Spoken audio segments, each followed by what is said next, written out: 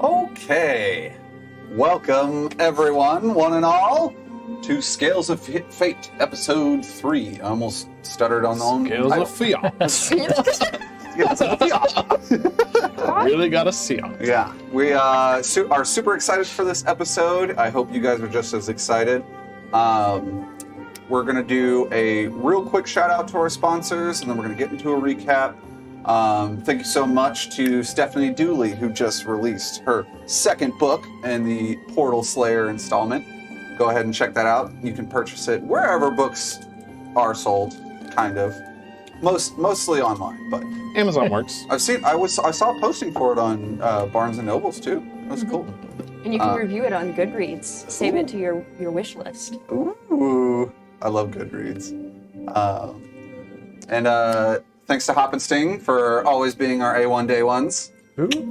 Get you a aluminum cowboy to kick back, relax, and enjoy your night. You know what I'm saying? And then final thank you to D20 Tavern for being a really awesome local spot in Denton, Texas to play D&D, to play board games with your friends, to relax for a beautiful night out on the square. D20 Tavern, check them out. They're awesome. Okay, so with our sponsors talked about, let's talk about a recap. Last time on Scales of Fate, you guys begun by essentially more or less running headlong into a strange matter of the Aquaverse boat parade being sabotaged. And upon chasing a few more creatures through the city, come to find that this belonged to the nefarious deeds were enacted and were belonging to a cult of some sorts. Unnamed cult. Unnamed cult, yes. Interrogating a young man named Cathus, he had divulged to you that he typically ran around with the underbelly criminals of the Orzhov Syndicate. However, they had been roped into a job involving the nearby warehouse area, and he was very horrified of their deeds, especially when encountering Roscoe and the rest of the group, was saying, I want out, I'm done with this. Likely story. I trusted him. After a little bit of deliberation, you guys had gone back to Jack's clinic, where you discussed a little bit more of the information that you have come across as individuals and as a group, and had resolved that the best plan of action would be to check out the warehouse and meet with Amara in the Heaven's Garden to discuss the recent events that have unfolded. In the morning, after a long rest, Xeris had... Oh, before I say all that, you guys had leveled up to level 2. Woo! Happy birthday. Kind of. It's just D&D birthdays. It's level 2 birthday, episode 2. Just several a year. Xeris had head off towards the Magus Order in the Grand Spire area, where he had met with a Paula Sorellorai. If I could have named a harder name, that would be better. Sorellorai. She had essentially informed him of her being aware of your presence and your magical capabilities and wanted to assess further, especially since you had portaled into the city that she worked so hard to protect, along with the other Abjurai. From there, Xeris had a very strange vision of a caliber that is not yet known. I'm sure you as a player were a little shocked. Yeah. After such, or in tandem to, the rest of the party decided to head straight for Heaven's Garden and basically spent their time fooling around and fishing with Stack. That natural 20 with Stack was pretty cool, except for his obvious failure. Stack. And from there, that is where we begin today. Except we will not be beginning from that perspective. Xeris. Ooh. You find yourself in the halls of study within the Grand Spire. Paula is there with you, and she's just introduced you to a few of the colleagues and bookkeepers in the area, and she slowly beckons you over after getting your library card and says, "So, Xeris, where would you like to start?" I would like to posit, at the very least, that you should start probably by getting your own spell book. How does that sound? Yes, I would love to. Yes. Now, she walks you over through a few tables where people are leaned over hard studying into books, and just past a few glass cases towards the eastern end of this library, you see that it almost looks like a shop. It's very out of place for a library. There are multiple different vendors that are kind of passing through doorways that are behind a glass shelf, and as you approach, you see that the one that she's taking to you closest seems to be what they would call the spellbook array. A kind of mousy-looking elven woman sits behind the counter on a stool, kind of thumbing her way through a book, and she looks up at the two of you and says, "Ah, my, Paula, good to see you, and you are?" Xeris, nice to meet you. Cirrus, nice to meet you. My name's Ray, and I take care of all of the spellbooks here. Paula did inform me that we would have a new initiate, as it were, and, initiates need good spellbooks. Yes, one spell book, please. I'm afraid that's not quite how it went. Okay. No. So, and she kind of like takes this shelf of books from inside one of the glass cases and sets it up on top. Ooh. These are our basic books. What were you saying? I was just going to say the book chooses the wizard.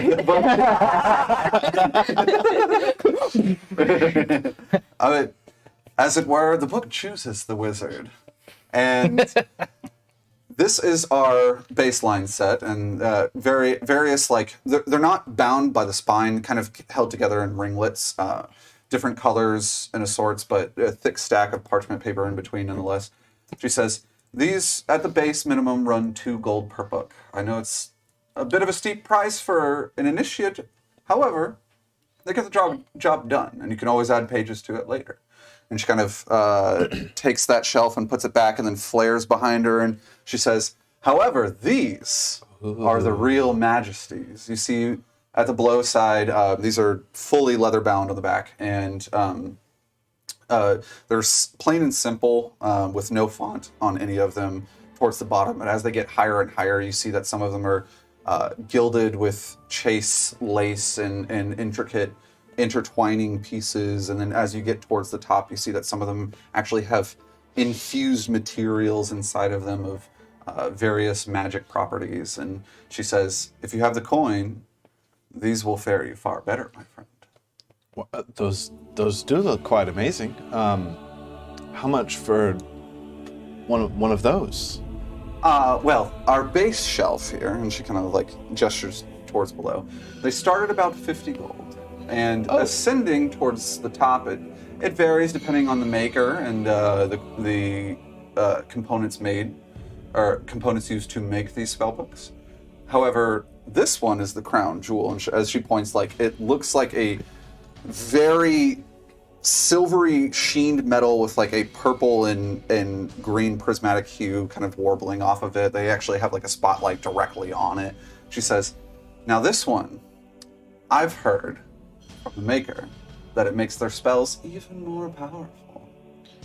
I'm like a kid outside of a toy store, pressed up against the glass. Now,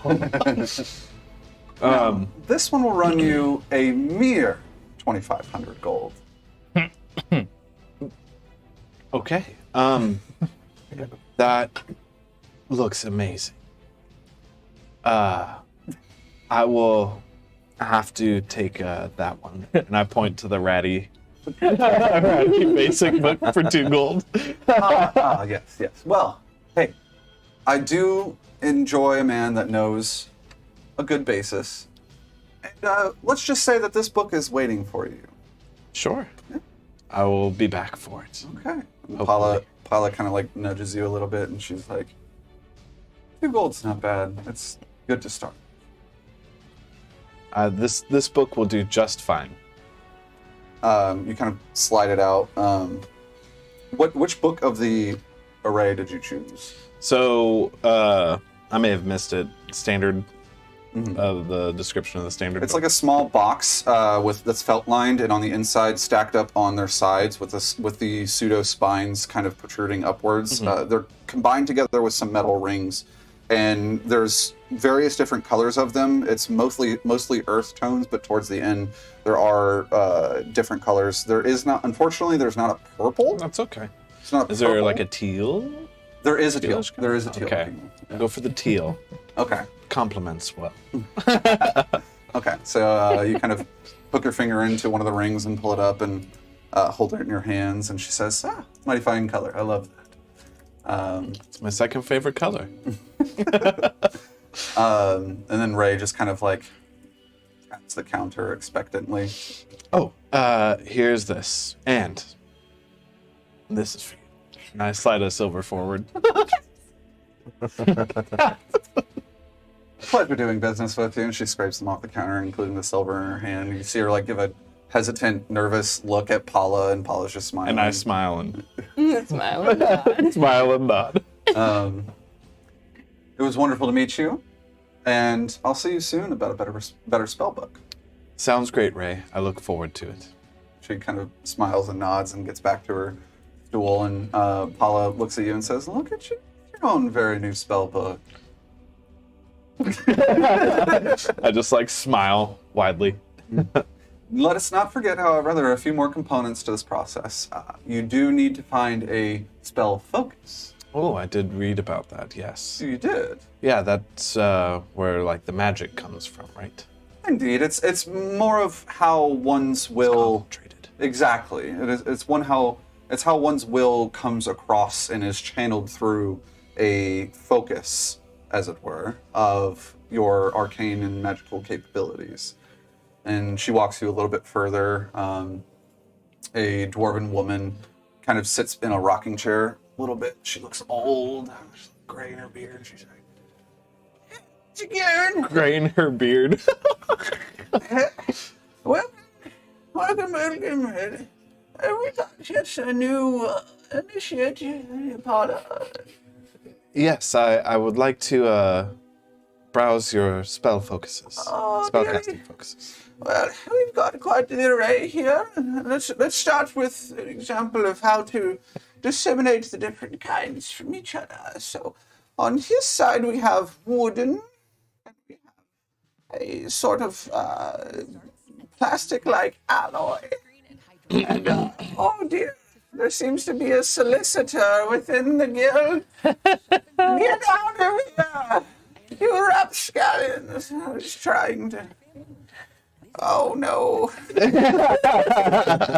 Regardless of the solicitors, we have told them to stay out of the grand spell. But you also may find there are stone components, some made of metal, and there are some gemstones, one here, dearie. So which of the like calls out to you? I would I like these over here. What of the gemstone? Oh, you're moving over to the gemstone side? Yes. Okay. Or the I'm sorry, like the crystal focuses. Yeah, that's kind of what they look like. Okay, yeah. There's like some crystals, there's some gemstones, there's some multicolored metals kind of infused with bright veins of color. And within that array, you see nearly a rainbow also within black and white. Various different shapes. Some of them look like they've been carved. Some of them look like they've essentially been taken exactly from where they rested within the earth and then sprayed off. But are you looking at like more gemstone or more like glass style or more crystal style? What's purple here? Phasers to purple. So good. Yeah, there is a crystal-looking focus. It's white and cloudy-ish purple with like a lilac hue that kind of crests the edges of it. There is a glass one that's an opaque kind of glass, mildly translucent. You can see your fingers pass through it as you touch and move it around in your hands. And then there's also a much more expensive looking one, just basing this on your last interaction with books and things. It seems to be a finely cut amethyst gem held within a metallic cage. Ooh. How much for that one there? And I point to that one. If you're asking about the price, you've got an expensive eye, young man. This one will run you. And she kind of like looks up at Paula, and Paula just nods. This one will run you about 600 gold. Oh, how much for that one? Which one are you pointing at? Like the more glass-like one? Oh, the glass-like one? Mm-hmm. She says, this would only be a 5 gold charge, young man. I know it is steep. It is a few years of wages to the commoner, but it is very well worth the price for casting spells. Well, I have a friend who's given me a bit of money, and I know he would want me to put it to good use. So I will take that one, and I put forward 5 gold. She kind of picks it up and like takes the gold and quickly like stuffs it into the top of her shirt and then hands it over to you. There you are, dearie. And then I take an additional silver and say, and this is for the tip. Oh, no. There is no tipping here. This is not quite a service, dear, but I do appreciate your philanthropy. Oh, okay. I must have misunderstood. Please forgive me. You hear Paula lightly behind you, like with her hand in front of Thank you. Thank you very much. It's quite all right, dearie. And come back soon. And just so you know, spellcasting focuses are quite rare these days. I will keep that in mind. Indeed. And she goes and sits back in her rocking chair and like picks up some knitting needles. You walk over, and Paula essentially just kind of looks at you and says, "Who taught you to give money per every transaction?" I just thought it was customary. You see, I don't remember everything, and tipping is something that feels new to me. I don't know. I just misunderstood, maybe. It's quite all right. When should I tip? Blend of the last two NPCs. Most effectively for tipping is when someone is performing a physical service for you at the expense of their time. A retail-esque situation where someone is selling a marketed price on an item, that's quite different. I understand now, and in retrospect, I see I may have made a few mistakes. Well, it's always lovely to learn, isn't it? Agreed, wholeheartedly. She kind of chuckles a little bit, and she says, "Well, you've got a spellcasting focus. You've got your book. You may choose to continue spending money that if you have for a quill, or we can just use one of the throwaways that are on the study desks near the center of the library." Oh, well, I could always try out prestidigitation and make one, can't I? She kind of like tilts her head a little bit, like, "Yeah, I suppose you're correct. However, those don't last, dear." I need the practice anyway. Fair enough. Let us continue. She kind of escorts you through, going down a few steps and passing a few bookshelves along the way. Her eyes catch a few titles on the spines and continues walking. And you approach a desk where there's already a couple people. Like, it's a very long, about 12-foot long table to 2.5 feet wide. Multiple benches and chairs kind of pulled up to it. And there's some people practicing different spells. You can see them like whisking their hands in different ways on either ends of the table. And she kind of beckons you over to a smaller, less populated spot. And you sit down with her and she says, "All right, so go ahead and crack that book open." And as you do, pages are completely blank. She says, if you would like, go ahead and inscribe your name in there, just for ownership purposes. But from here, and she kind of like points at the quills on the desk, this is where your real journey begins, my friend. Well, thank you very much, as I take a good old whiff of that new spellbook smell. It's delicious. Well, I will definitely get to it. And when I open my hand, or put my hand in the shape of a quill, before I even get to the words or motions to cast prestidigitation, a quill magically appears into my hand. Oh. And it looks amazing, too. It's purple, teal, white, some silver in there. The feather's just kind of like stark flush with all those colors. Beautiful feather on it that's white and black. And then it has a kind of like a deep purple. It looks like it has ink on it. Like it already has ink on it. She looks at that, and for a brief moment, with your passive investigation, you can see just like a flare of curiosity and shock within Paula's eyes, and she raises an eyebrow and says, "My, that is one powerful prestidigitation spell." I didn't cast prestidigitation. As a matter of fact, it would already be gone by now. Surely. Indeed curious. And I'd write my name really fancifully in the book, and it's already inked up without the need for ink as well. Well, This is part of my subclass, where I get a... She says, "What is your subclass?" But this is my wizardly quill feature, and I can magically create a quill. And that's the Order of the Scribes, correct? Order of Scribes. Okay, awesome. Wizardly quill. For wizardly things. She just kind of nods and says, "Most impressive.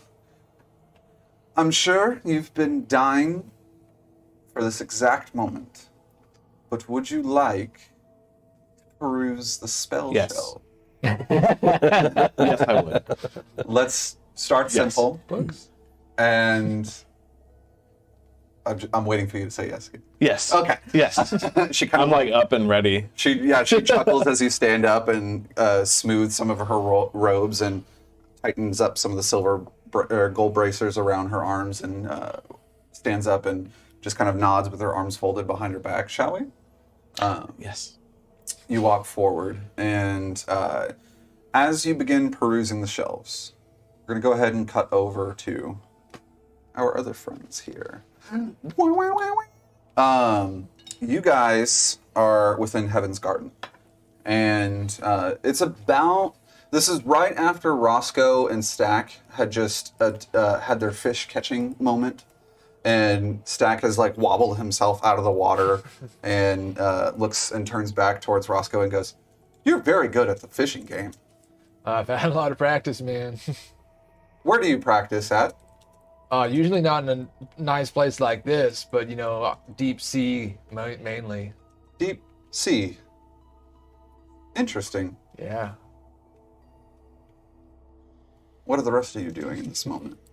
So it's like 11:45-ish, right? A little bit before noon? Yep. That was what my last note says. That's Yep, what I yep, thought. Okay. We had just wished in the wishing fountain, too, right? Mm-hmm. Who all made a wish into this fountain? Did the three of you write down your wish? Yeah. Okay. Go ahead and send that to me in a private message. I forgot to do that. Yes, you guys all have access to a level 9 spell right now. I just want you to know that. Just kidding. Should have gone fishing. I didn't really think too hard about mine. I It was the shoulda first gone thing that wishing. popped in my head. Fishing for a wishing. Should have gone wishing. Well, I guess we're hanging out waiting for Amara or the I'm random enjoying guy. the show. Yeah, The- Fowler's the- gonna kind of go keep an eye out for Cathis. Or the Cathis. Cat piss. The Wanti pure blood. Cletus. Cat piss. All right. So okay, you're gonna stay on the lookout for Cathis. Go ahead and give me a perception check. Nice to meet you. Hey, it's okay. Last episode I completely forgot my dice. As the dungeon Who master. needs dice? You don't need those. Yeah. Yeah. It fails over time. Yeah, you're just making up the You- numbers, right? It's Yeah, pretty much. all net Oh, ones that at that looks like point. a sad If I one. had prettier dice, I wouldn't. Make them. Sad face roll. Yeah, I'm just chilling. And I have disadvantage. Oh no. Yeah, it is It daytime. is most certainly, and that's a 20. Okay. 8. 8? Okay. It's real bright out here. You kind of find yourself underneath a tree in some shade, and it alleviates the reflection of the sun's bouncing light off of the gravel and parts of the water as they basically berate your eyes in a painful fashion. And you're looking around. You do see there are several persons in Heaven's Garden. Most of them, to your knowledge, do not look like Cathis.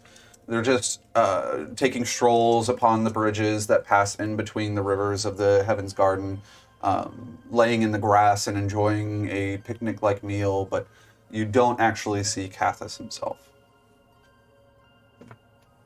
Can I look for Cathis? Okay, yeah. Go ahead and give me a perception check as Salvo kind of strolls up to you, Thalner, and leans on the tree a little bit. I notice you're squinting quite heavily. Yeah. Do your eyes have trouble adjusting to the brightness? Yeah, that sunlight's killing me.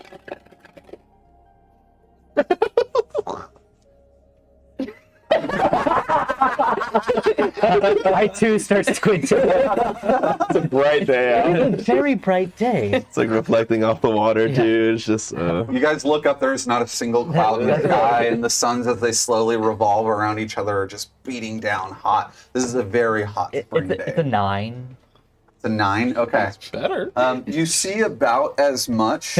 And really the only thing that you would see with that 1 point over, there is a lot of really pretty birds that like to fly around this garden.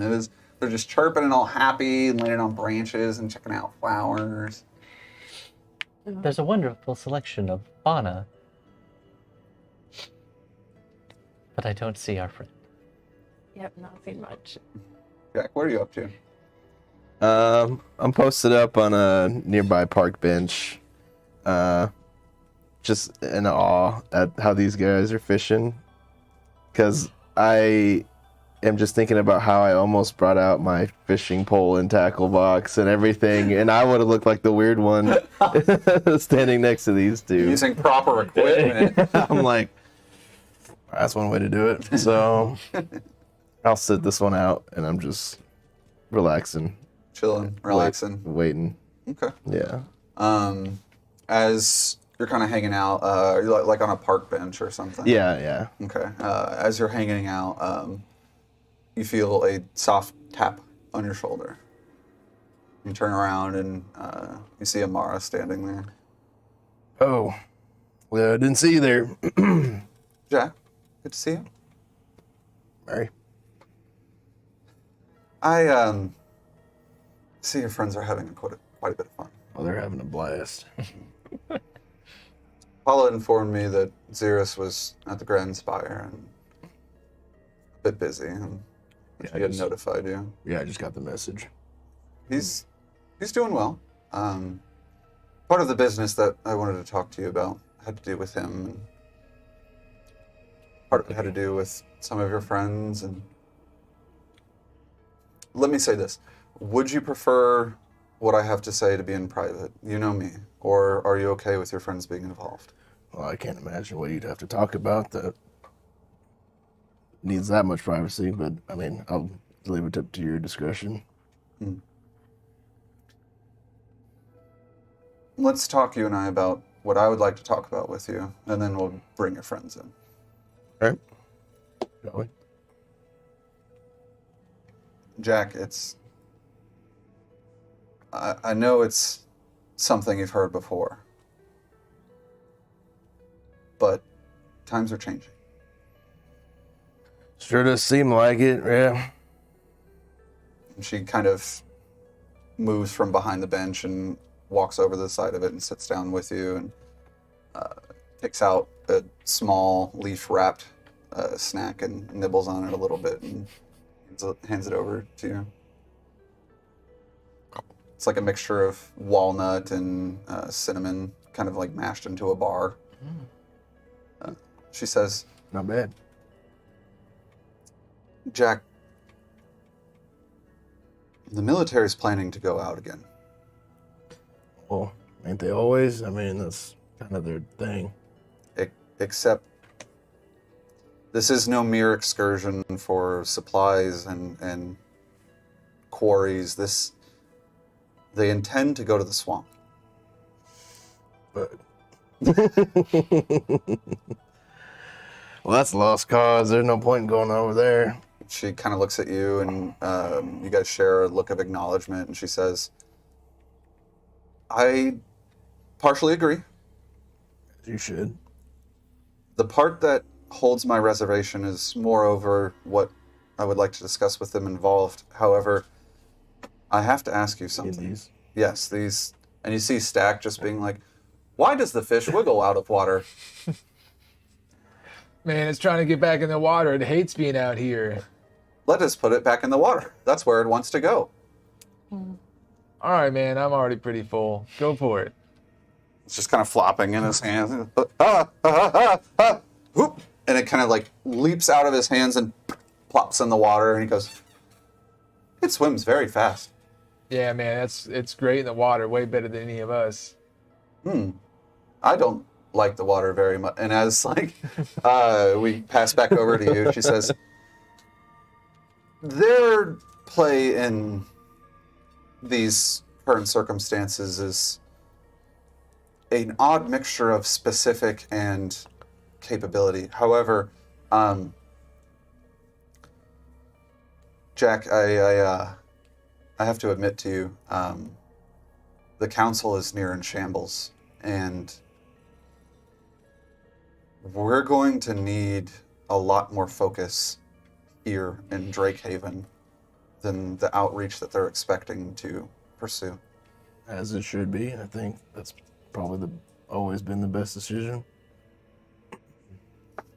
She kind of takes a deep breath, and her silvery eyes pass over the rest of your team once more and says, okay, She hesitates for a moment and kind of looks out into the distance, and you kind of move like uncomfortably, like. And she looks by you and says, all right, well, I figure at this rate, may as well. Yeah, go on and say it. What you got? I'm kind of curious. I don't know if I'm going to be here long enough to make sure that Drake Haven stays safe. And I would like to nominate you to the council for the next Surgeon General. What the hell? No, thank you. Jack. You're crazy. Jack. You're wild. Where are you going? Nowhere that I would like to go, unfortunately. And not that I'm leaving, just with recent events, I can't claim to know the result of. You saw what happened at the parade, did you not? Yeah, everyone's up in arms, ready to freaking take the fight to the. Yeah. Exactly. The city itself is fighting itself. And for some reason, I'm targeted amongst them. So. Oh, the thing with the boat. Right. Right. That's kind of lower. It's a good point, actually. Have you seen Vivi lately? Really? I'll take that as a no. Probably not. You really should be attending her sessions. It's good for you, Jack.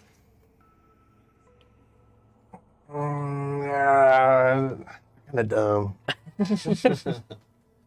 She chuckles a little bit at that. No, I'm not. It's not doing anything for me. I mean, I've been going. to be fair, look at yourself now versus 10, even 20 years ago. We've known each other for a long time, Jack. We'll touch base more on what I've said, and maybe what you'll hear when all of your friends are around will have a little bit more insight for you as to why I ask you this. I don't know what to tell you. I mean, surgeon, maybe. General, no. Definitely not. Very loose words of my title, of my caliber.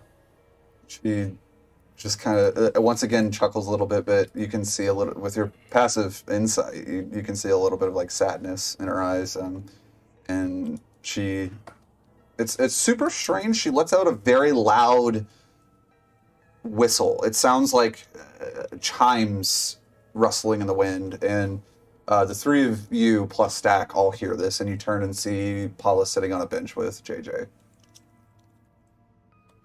What the hell was that? Did you make that noise? She smiles and waves and kind of beckons you all over.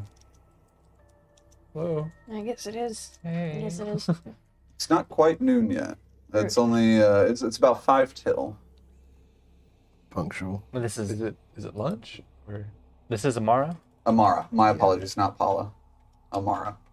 My brain keeps mixing those up That's because fair. I'm not great at that. But yes, Amara kind of waves you guys. Gotcha. And out of game, we decided to tell her about Stack, right?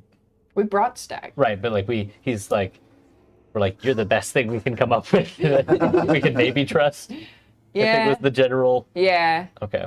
She had warm hands, so we were like, That's all you needed to know. and she's got cookies. I mean, She was- I feel like we're fine. She was also the one who Those cookies are nice. we were supposed to reach out to if Malachi went missing too long. Yes. Yeah. Yes. Amara is the one that had apparently been the contingency plan if Malachi had not returned. Then I'd like to approach her with Stack kind of in tow and be like, Amara, this is Stack. Or Hello. designation SD4K. ST4K. But you may call me Stack. His prime directive right now seems to be to go to the Izzet. We were hesitant to take him there at first until we found out more. But we believe he may have been with Malachi, possibly. And you were his contingency plan. And frankly, I could not find him or anyone else I could trust better than you. I'd like to see what you think we should do. She takes a deep breath, kind of steeples her hands together and like leans forward on her knees and looks at Stack and says, "Well, hello there, Stack. Nice to meet you. Nice to meet you as well. I know that Grand Mason Malachi has had many a construct before. Are you one of those? I am uncertain. I don't remember much. If you think that Grand Mason Malachi has made many constructs before, and with my memories I do have, that would make sense. To be fair, Salvama, I don't know of ST4K or his designation or of the like. However, if he is linked to Malachi himself, then it's very possible that he belongs to him. Do you know where Grand Mason Malachi was intending to go, where he was researching? I unfortunately am fully aware. The problem here is that this is under the direction of myself, and as thus has been top secret both to the public and to the council. The only other ones that know of this directive are very close to me. So you don't know what that thing is? I am uncertain as to what that I understand that this is a construct that apparently seems to have a sense of self in a way. But you weren't aware of what its existence up until now. I do not. Our No. only clue we've gotten from him is that he vaguely remembers tunnels, and possibly Malachi getting arrested in tunnels. The people in the black and white armor arrest people. They were in tunnels, and I was in tunnels. We also found him in the custody of the police, and they were, we'll say, questioning him. Violently. They hit me a couple times. Friends don't hit each other. You're right, Stack. And she kind of looks at you and says, well, Malachi being missing, Stack appearing, and in beginning in questioning from Justice of the Peace themselves, let me go ahead and speak my piece, and maybe some bridges will cross. You kind of all gather around. She gestures you to move over to a patchy piece of grass underneath a tree with a deep hollow that's cut into it. Looks a little bit rotted on the inside, but the tree itself looks healthy. And as you all sit down together, she kind of says, so Paul at some point should be updating Xeris of these matters, but the 5, and I suppose the 6 of you, have found yourselves in the middle of immense political turmoil. Awesome.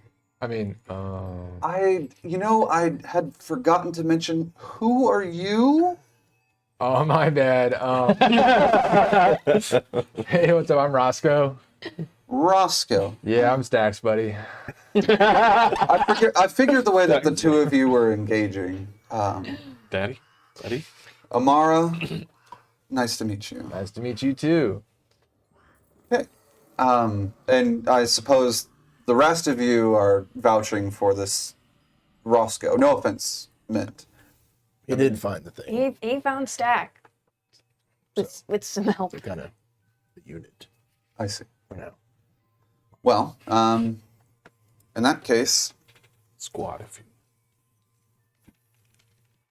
I'll begin with what I know. Belmy of the Orzhov Syndicate has been more or less in control of trade and commerce within the city for, well, to be honest, I don't know how long. Quite a long time, it seems. And as of late, it seems that he's been bolstering his underbelly of recruits and ruffians to further his schemes, which apparently have begun to shoot so far and so high as the council itself. We fear that Belmy has gotten in with a wrong crowd in order to, for lack of a better term, unseat those in the council for his own purposes, and the power of this group beginning to leak into our city has shown us not only that they are far more dangerous than he could have possibly have anticipated, but it's almost as if they have their own intentions. You can see, like, there's a small blue frog hopping around and just burps up a powdery smoke and continues hopping along. She shakes it off a little bit and looks at Thalner and says, we also have heard of Tyro being arrested by the Justice of the Peace, and unfortunately, the only way that I personally could surmise a link is that he, not so much Tyro, but Belmy needed someone as a fall guy. I suspect that it was him himself that had to do with Wygraf Silcrest's death. The issue at hand here is I need private, personal investigators to solve these issues within the city, lest we fall to ruin at the hands of usurpers and, frankly, theological fanatics. So we actually already know about Orzhov and the cultist group that he's been working with, that they're based out of the warehouse district. And actually, I kind of glance around to see once more if I can spot anyone that looks like Cathis now that we're kind of approaching, or maybe he's a little late. Does anyone Just see a after. Yanti pureblood? Oh, he's not showing up. I don't know what made y'all think he was, but I certainly did not, but He seemed very trustworthy. Go take a look for him. While they finish up, I'll kind of do a little You're gonna take a lap. lap, a little He patrol. punches his open palm a little bit. We'll cut over to that real fast. Like throughout your lap, you're kind of weaving in and out of hedges. Some of them are slightly taller than you are, and you've noticed that after getting up and then heading off towards one of the bridges, you get towards the top of it and you turn around because you hear stone hitting stone, and you see Stack kind of climbing the bridge after, and he's like, "Where are we going? Man, we're looking for somebody. Who are we looking for?" Oh, this yellow snake face guy. Was he the one that you had tied up inside of that abandoned building? Oh, that's the one. Okay, Keep an eye out, man. I will. You can go ahead and roll me perception at advantage. Stack's like, Scanning. I rolled the same number twice. That's an 8. An 8. Seems to be the 9, going. 8. We can't see anything in this. Really bright today. Yeah, so right about like the ozone passing and refracting through the paling above you guys is just singeing the back of your eyes. It's a hot spring day. That day after spring solstice Yeah. suns. What is this bright? The river's just flooding and flooding, and now you're looking down and you see that there's a lot of fish down there. Oh, man. Oh, no, the guy. The guy. You're looking for the person. Yeah, thanks, Stack. I have not seen him. Me neither. Okay. And you guys continue on, cutting back to the three and you in the grass. Well, it seems that your investigative skills have already been in effect, though I haven't asked of you this issue. To be clear, this person was involved with the attempt on your boat, The one that you had said would be meeting you here today.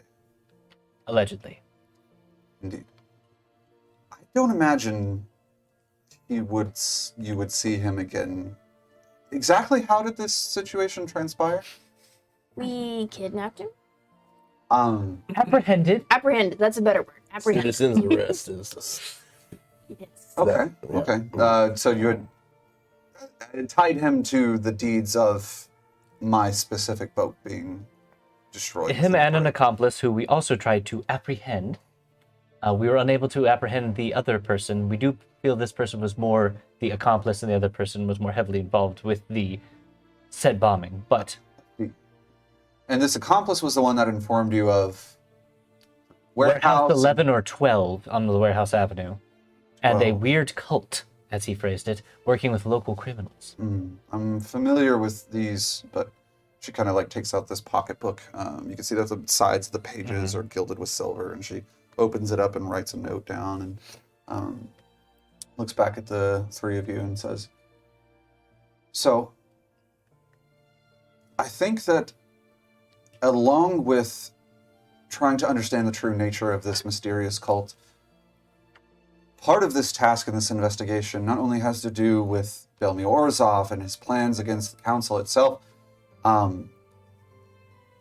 but it seems that they are not relenting. The attack on the boat, that is an attempt on someone's life. Now, I had created a false image of myself riding along that boat when I had left and then come to speak with you and Thalner and Xeris. But it tells me that they're desperate, and if not desperate, insane.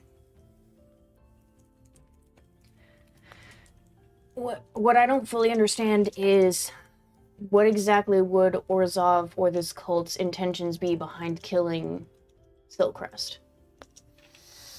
Well, as Thalner, you might have heard from local rumors and such, they are essentially our divination side of magical capabilities within the city.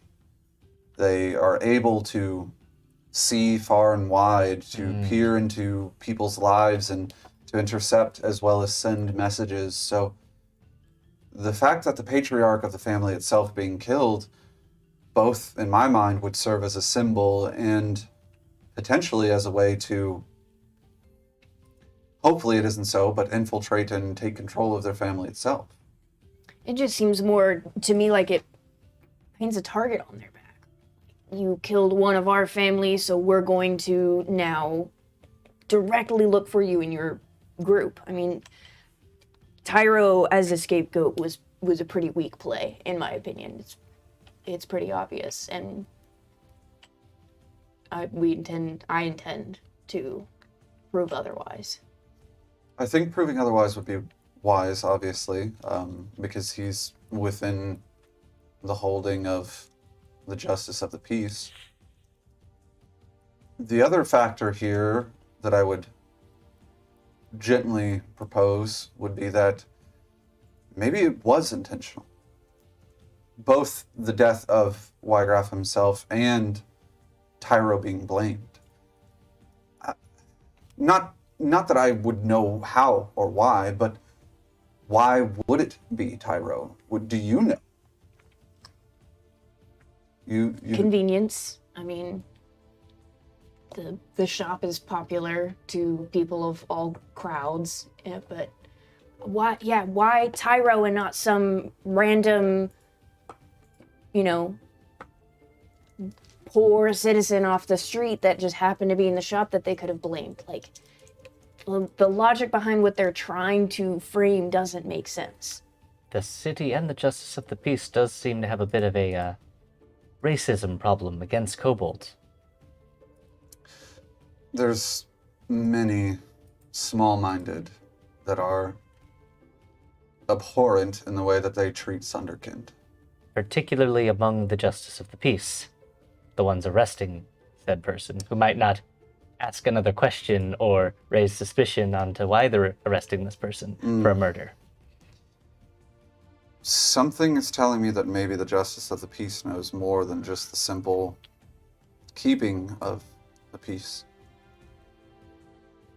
So what do you want us to do? Jack, this goes back to what I was talking to you about before. If you can help turn the tide of the nefarious deeds within this city, along with your friends, maybe you won't have to do what I've asked you to do.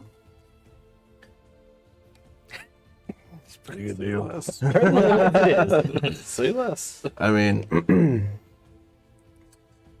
I'll always do what I need to keep the people safe, but I kind of like put my hand on their shoulder. If you go down on me, can't have that. So, because I don't want to take your place. What? Definitely. So what now? What? No.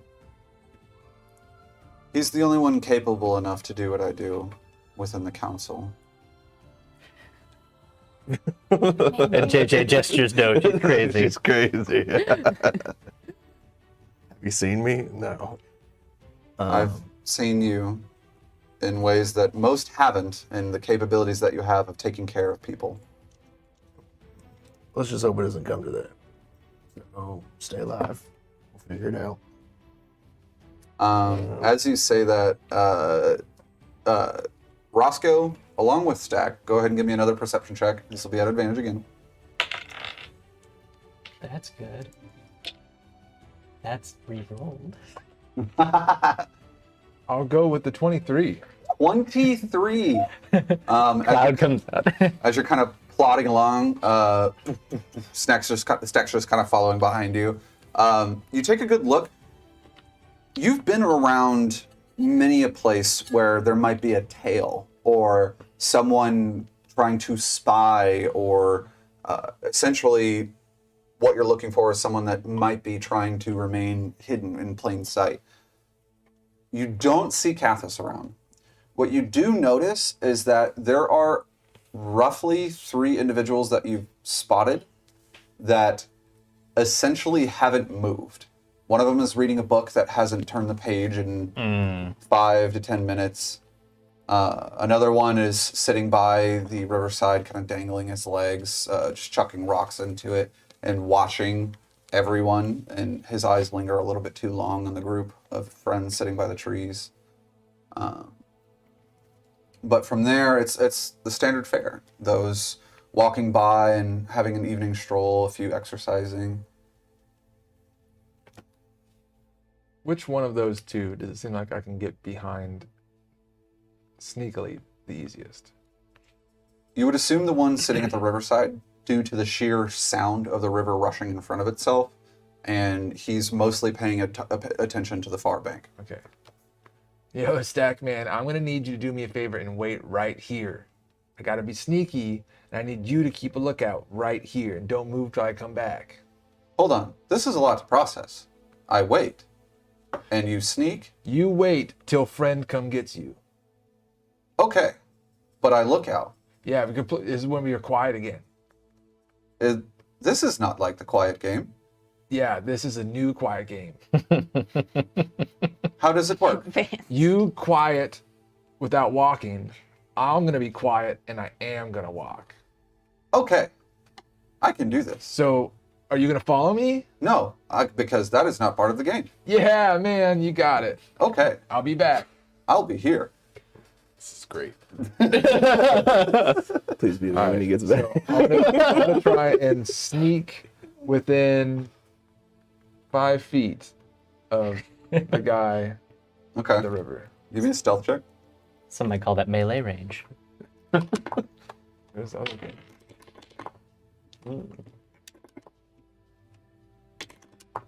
12? A lot of dice rolls going I on know, over there right now. Okay. Should I be Yeah, rolling more? 12 eyes. I can roll more. Okay. You essentially get right behind him, and none the wiser. He's just kind of like kicking his legs. It's this wood elf-looking person with a burnished brown vest, kind of tattered leathings, and a few tattoos upon his arms, hair tied back in a tail. He picks up a rock from beside him, doesn't notice you, just kind of plunks it into the river.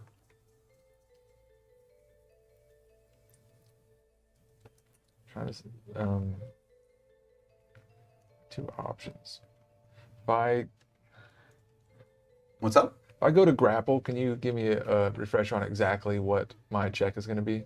It would be a athletics check versus, and technically this would be at advantage because the creature would be surprised. Okay. This is an athletics check versus this creature is either athletics or acrobatics. Okay.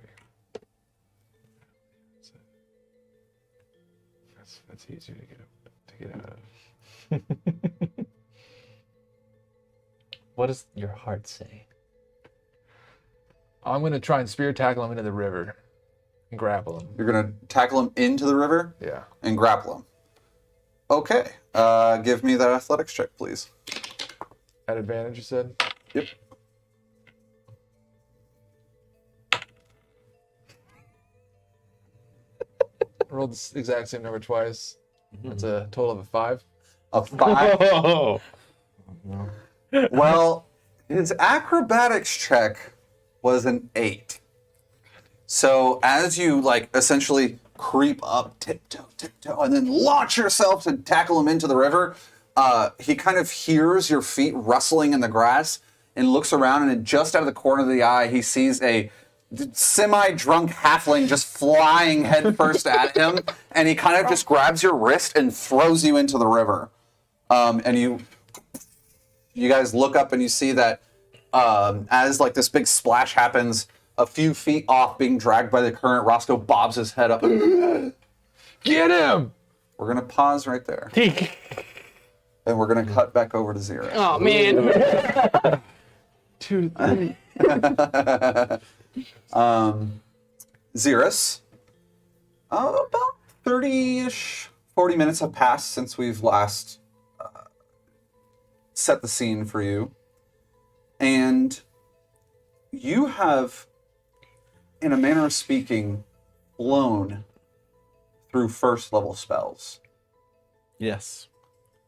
Paula sits back, and for the first time you see her mouth slightly parted, with the jaw resting below where it normally does in her stoic look. And as you turn around, you realize that you've copied roughly 10 or so spells into this book. Oh, hey, Paula. Don't mind me. I was just copying a little bit of this into my spell book. Cirrus. Yes. How are you so adept at understanding these arcane sigils with no memory?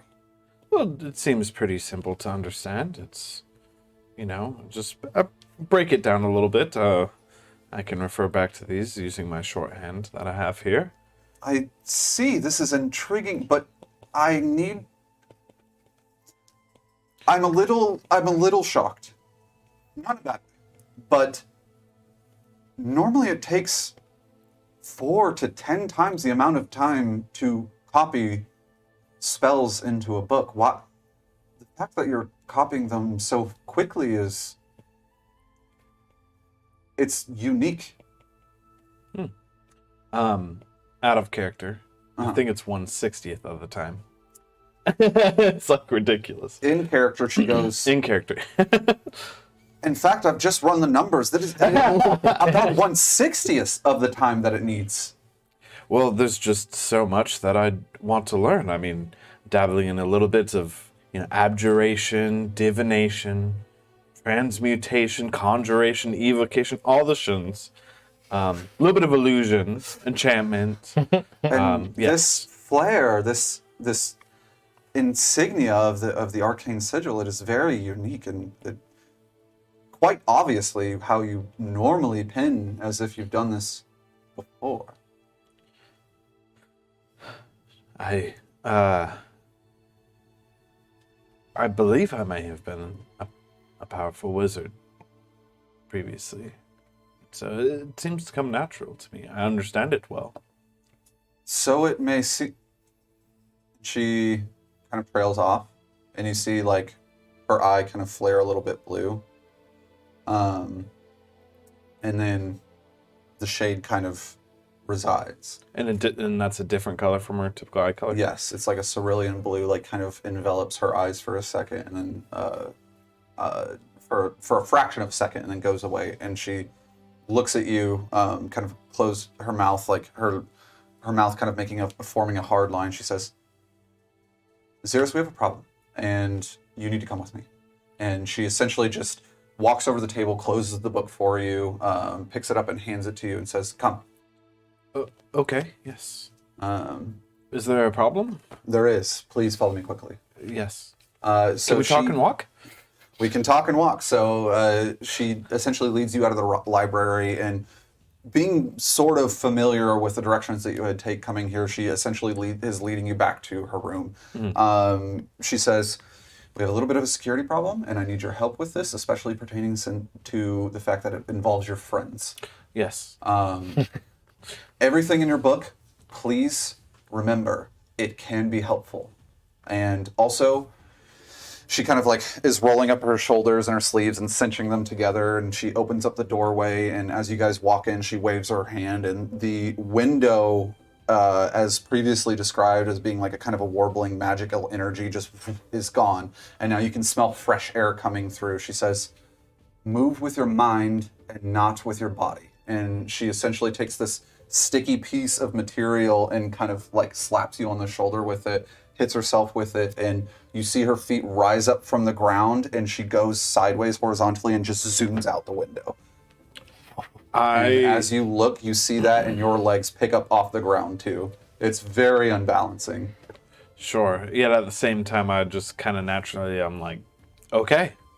Okay. And I move with my mind. Yeah, it takes you a second. You feel the unbalance gyrating within your body, and then you remember her saying move with your mind. And as you said it, it is natural. You begin to think, I must follow her, and you do, and you rush out this window, out the grand spire, 2 stark black dots within the blue sky, and rushing forward. She's not too far ahead of you. She turns around and says, Like I said, prepare yourself. Get your spell focus out. She turns and continues flying forward, and we'll cut back to you guys. As Roscoe is saying, "Get him!" just kind of like bobbing up and down in the water, the guy sitting there kind of takes out of the side of his vest a hand crossbow and pulls it back and begins aiming it at the four of you guys. And you now see, like, just out of the periphery of your eye, passive perception, JJ, you see several people kind of who were pretending, it seems almost at first, to just be passerbys within this garden, stop and look at the wood elf that was on the side of the river, and then turn and look at all four of you. I would like all of you to roll initiative while I go get our new battle map. Oh, Jesus. All right. Oh no. Oh no.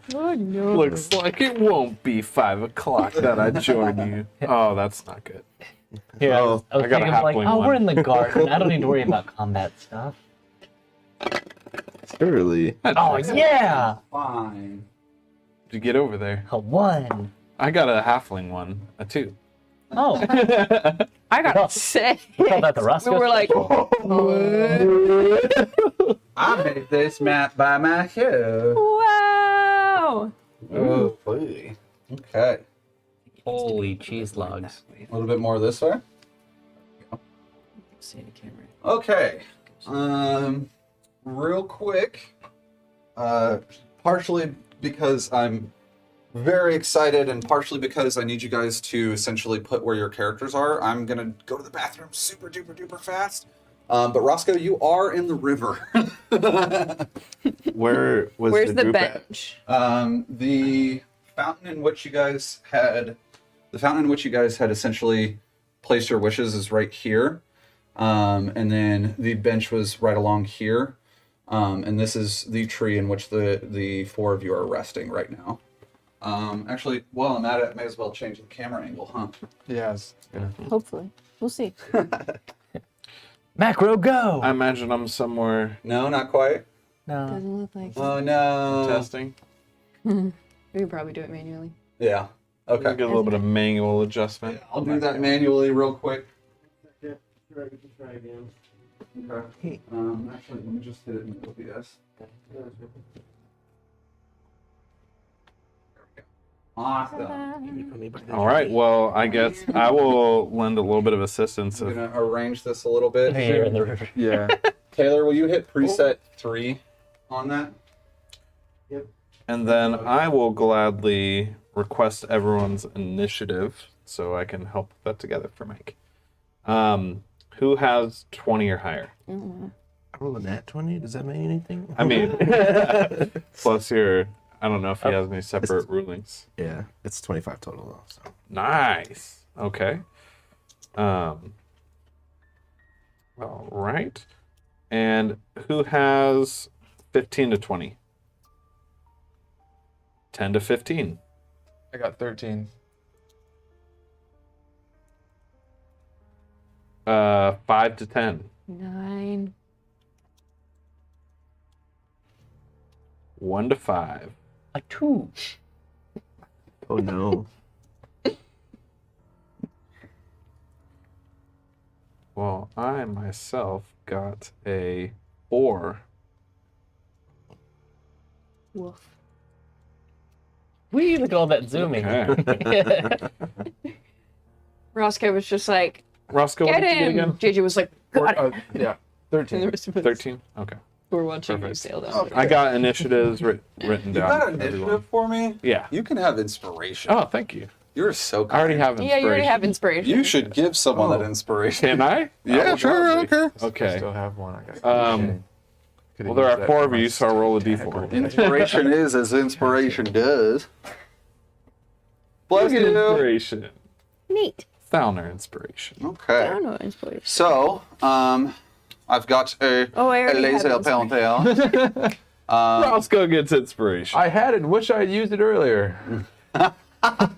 Already have. All have inspiration. I don't have it. Yeah, you Yay! Wait, Everyone look under your much chairs. We all get inspiration. I think I give you guys too Reminder. much inspiration. You know, I didn't really feel that way. I just Wait a don't think second. we you have use it. No. Oh yeah, you do. I forgot about that. All right, Spencer, will you place Amara with basically in between Thalner and Jack? Okay. Like right in over between here. those. Yep. Okay. And then, am I somewhere roughly here? Not quite yet. I will let you know. Lane, will you please place this pretty much directly in front of Roscoe on the bank of that river? And then this one will be up on the bridge right about here. And then What is that? It's so tiny. this one will be with that one. It's another tiny one. Okay.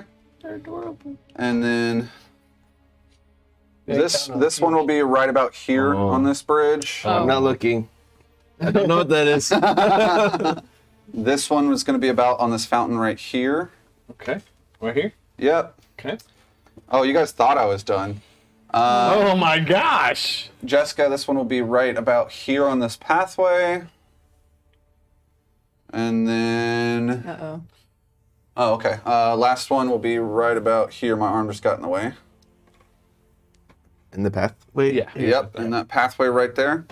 Okay, so... Spencer, since you were so kind into helping me get had someone initiative... So aside from the initiatives that you need, Yeah. 25 for JJ. He got a nat 20. Do we have any separate rulings for nat 20? No separate rulings. Yeah, same way, there's not a separate one for a nat one. Yeah, Good. exactly. Yeah. That's a double-edged blade there. He got a 25. Roscoe got a 13. Okay. Downer got a 9. Xeris at 4. And Salvo at 2. Wow. Ooh. I do believe I'll be going last. Okay, so this will be Amara. That's right. It's spread out. Very bright. Okay. Just Get what exactly? Title of the episode, A Very Bright Day. I'm writing it down this time. Still bright. It's so bright out here. Okay, so we're missing one. Sorry. Oh, stop. I'm sorry, we're missing one. okay. It's too late. Can I use my inspiration to get rid of it? Can we combine powers of inspiration? With your Without powers combined. no. Exodian delete. Actually, in fact, I'm missing one for Stack as well. So please place A rock. Stack right about there. Short back. And then is a this cube. one will be going right about here. It's got to be on the 4, dude. It has to be. Okay. Yeah. There we go. Yeah. ST4K. Yeah. Okay. Rolling for Stack. He got it wood. Hey, let's see if Stack's around this modifier area is lower trying to than look for yours. enemies. I have a 1. What's that? If only someone had walked around What's trying to look for Dax's enemies deck and mod? gotten better than a 4. I know, we were like, do we see anything? No. A very bright What? day. Oh shoot! It looks like there's action going on over there. Man, when I find that snake face guy, I swear. Do you not like the snake face guy? Well, look, he obviously told him. That's probably Technical, can we get a slight zoom out on the map? Oh, I can do that. Boop. Should fix it. it's a. I want to say it's a pretty intense. Zoom. Is it an intense zoom out? Well, we'll find out in a little bit. Cool. Okay. Okay.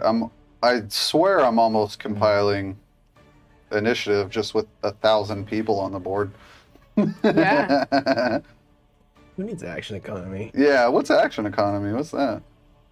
Okay, that's Downer.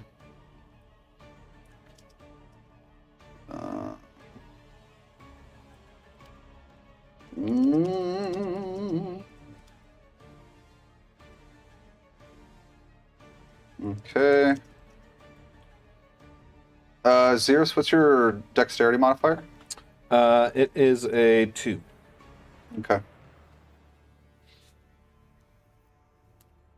What stacks? Very low. 1 or Abysmally or lower? low. As well. Okay, so It looks like maybe you're not last there, Salvo. you know, I was just about to say, maybe this might be a good time to go on break. It's only like about an hour and 20 minutes into the episode, but this is a good time to go on break. How do you guys feel? Do you want to jump right into the combat? I'd rather do that than take a break like 10 minutes before the end. We don't know how long combat's going to go. That's true. That's a very fair point. And I don't want to break during combat. Okay, got it. Okay, so since we're about to start this combat, I probably should have said this before I started writing down a bunch of numbers, so I could have done this on break. But we are going to go to break. Oh, wow, the camera's not even looking at me. Hi. We're going to go to break, be back in about 15 minutes or so, and when you come back, we will find ourselves in the middle of an epic combat. Epic combat. Awesome. Yeah, it's a little bit different. Press the mic. Okay, and we're back. I know you can't see my face. Can you see my face now? No, that's okay. No. Okay, so the beginning of this combat, as you guys find yourselves within a tense situation, we actually start with Jack. Nice. Jack, you are first up in combat. You see Roscoe kind of floating amongst some rocks within the river. You see that it's apparent that the creature on the other side of the river had thrown him into it and is now unleashing a crossbow. And there are several other eyes now training themselves on the 4 of you by this tree. What do you do? Was it so much a threw him in or just dodged getting tackled? Essentially, He grabbed his wrists and chucked him into the gotcha. river. Yeah. A little bit of both. a little bit of column A, a little bit of column B. He's like, whoa, what?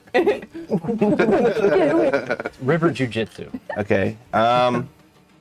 Instinctively, you can rule this however you want. Mm-hmm. I kind of want to like get down, Mr. President. Like coat over the shoulder, ducking down. Obviously, she has to wait till her turn, but I don't know if it can be like a grapple half movement thing or like a You're basically just trying to like cover Paula up. yeah, and get her out of here. Amara. Amara. I keep mixing those up. I am so sorry, but yes, you're trying to cover Amara up. Okay.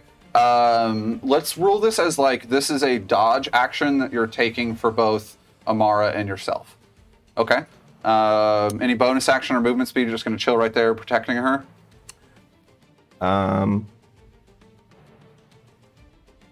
I can move with her. You could, and long story short, like Just a little bit. because you're protecting her, you can essentially move her a little bit. Let's consider it like rough terrain, and you can move up to 15 feet with her. I guess away from the majority of people Okay. This way? Yeah. behind the fountain, maybe. So have your homie help you out. So like this direction where this other person is, or around the other side? Yeah, that, over there. This side? Around the away other side. from the Okay, dude that's right now. about 15 feet. that Yeah, good? that's about. Oh, and the trees fall, and you all die. I'm Leave just that kidding. one down. I can use that. Okay. Monk walk up the tree. Okay, and then all right. So as you do that, Xeris, you see Paula rocketing even faster forward. She essentially just flares her elbows forward and head first just continues flying as fast as she can towards this area. The garden of the Heaven's Garden now becoming closer and closer within your sight. Roscoe, what are you doing now? How far away from the shore am I? You're about 10 feet from the shore. Water is rough terrain. Water, yeah, Swim because speed. swimming speed, yes. So it's about rough terrain. So All right, so I'm You can get on the a shore. great swimmer, but I am a little freaking out, and I want to get out of the water as fast as possible. okay, Fair. yeah, fair enough. You swim up to the water. What side are you swimming up to? The side that you had just previously been launched from? Yeah. Okay. Yeah. You got it. Swimming up into that direction. can make You climb yourself up onto the rocks. You essentially still have 10 feet of movement speed from this space, and you see that this person who had previously essentially like dodged you and launched you into the water is not even paying attention to you. It is training their crossbow on Amara, now moving closer to the fountain with Jack. What do you do?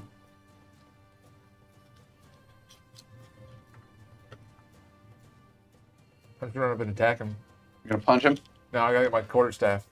Okay. I'm try and I guess I can't actually knock his weapon out of his hand. That's probably too specific. You could try. It's something that you very may well could try. Tactical bonk. Yeah. Tactical bomb. So I'm gonna try and whack his shooting hand with my quarterstaff. Okay, go ahead and roll the hit for me. It's not bad.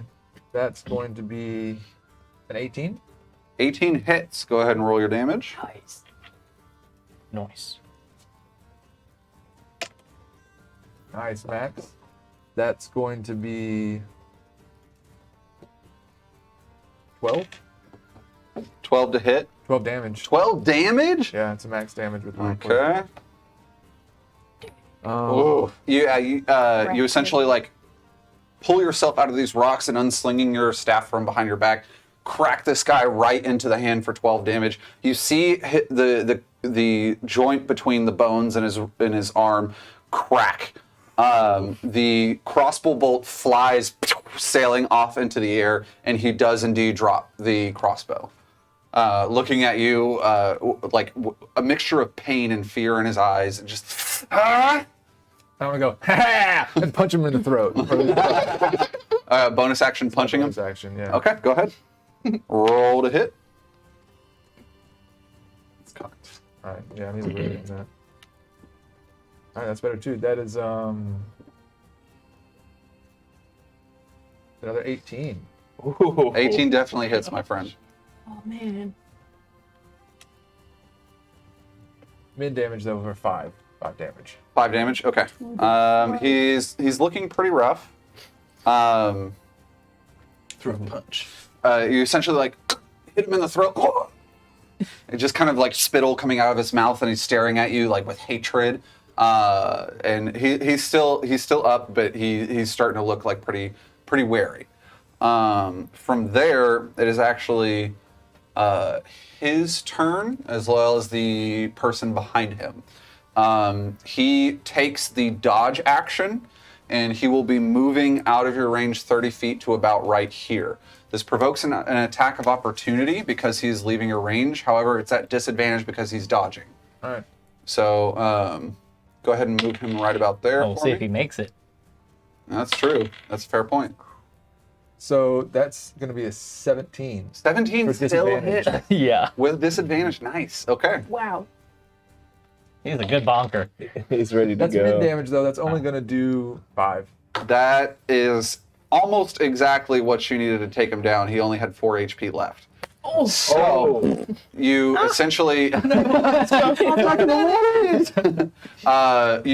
come up out of the water, break his wrist with your arm. Throat punch. Yeah, throat punch him, and as he gasps, like trying to like step on one leg and dodge out of the way, you just take your staff and circle around and just crack him right in the thigh. You hear this sickening crack sound as he falls over, and his eyes kind of lull into the back of his head as he's knocked out. I'm just gonna pull him off the map. Were you intending to do lethal damage, or were you wanting to incapacitate him?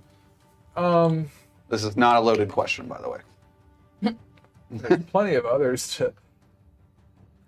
I'll play it safe, and I'll incapacitate this Okay, guy. you incapacitate him. We'll leave him back on the map. Thank you very much, Spencer. Okay. He's incapacitated. The one behind him. I need you to give me a charisma saving throw, Roscoe. Is it against being frightened? This is not a frighten. All right. It's worth asking. Derek's the one that scare him. 6. 6 fails, and as you kind of bring your shoulders up to rest, anticipating your next target, you find that you cannot move your limbs. You are held fast by hold person. I curse him verbally. Verbally.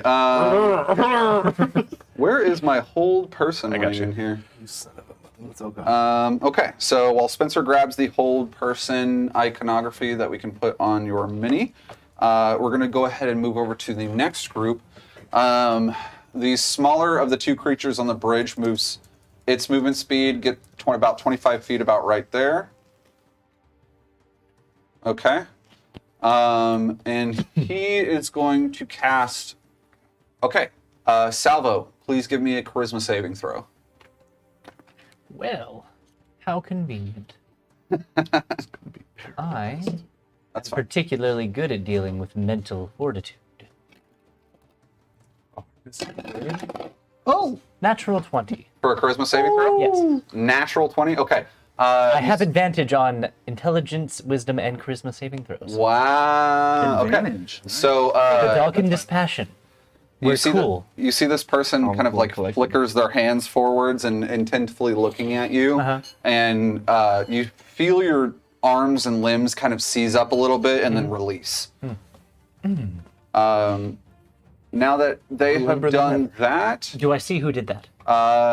what's your passive perception? Yes, you do. It's the small gnome on top of this bridge on this far side. The cape one. Okay, now this one is going to take a dash action and will wind up basically at the stairs right here. In which they hold what they have. Downer, you're up.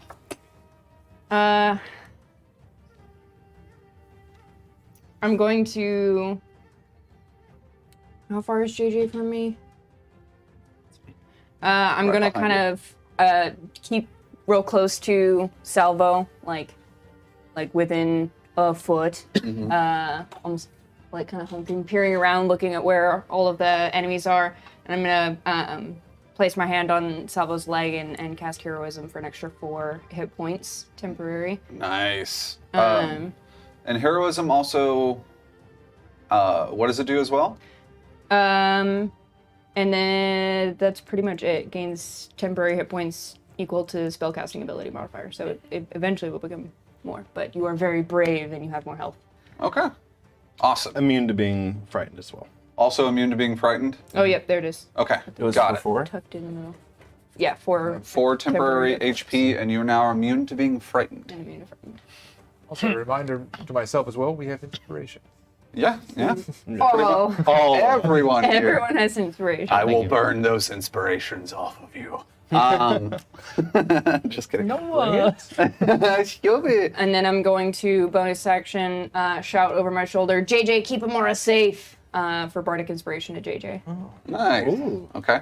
So JJ, you may have Bardic Inspiration. We'll just go ahead and hand you this die as representation. But I have And that's usable within a minute, is it? 10 Yeah. minutes. 10 minutes. So yeah, anytime. Yeah, yeah. For You're good. 10 minutes, the creature can add it to one ability check, attack roll, or saving throw. Ooh. Flexible. Nice. Okay. All right, Fauner, are you going to use your movement speed or are you hanging out? I'm gonna hang out. Okay. I'm gonna stay where I'm at. Chilling where you're at. Okay. It is now Amara's turn. Okay. Amara, essentially, like having a little bit of anxiety in her eye and kind of clocking some of the people towards y'all's left. You see her pull out this small, threaded. It looks like a knit together piece of cloth with silvery ends to it.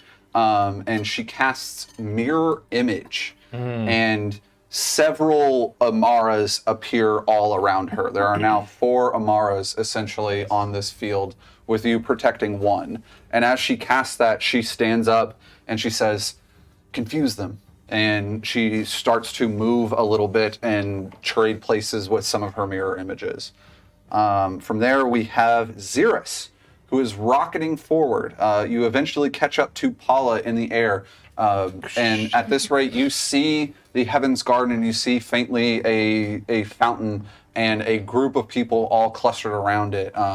And so much so that you kind of see what appears to be your good friend JJ surrounded by what looks like 4 different Amaras. Is there anything that you would like to prepare for your turn? Yes. Am I able to kind of hone in on where I'm going to land? I can keep that to myself, but or basically, whatever you'd yes. Just go ahead and tell me where you would like to land. On that rock. Okay, you're gonna on this rock, like right up here. like. Yeah. That Okay. version of her.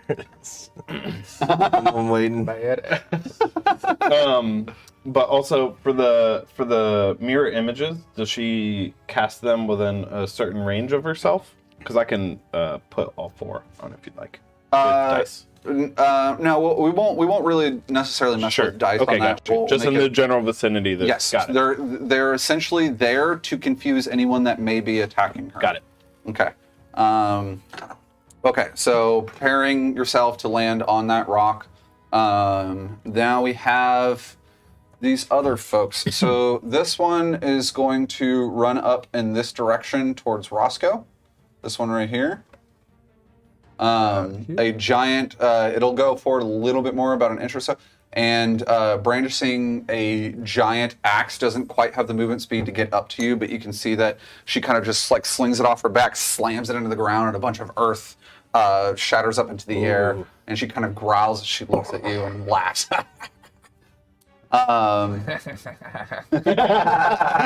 Reaction to laugh back. This one is going to make an athletics check to hop to that rock, Destination changed. in which she does, and then she's going to make another athletics check in order to hop to the other side of the riverbank, in which she does, rolling a total of 24 on that last one. Hi there. Just, you see this creature just land on this rock, and then hop over some more.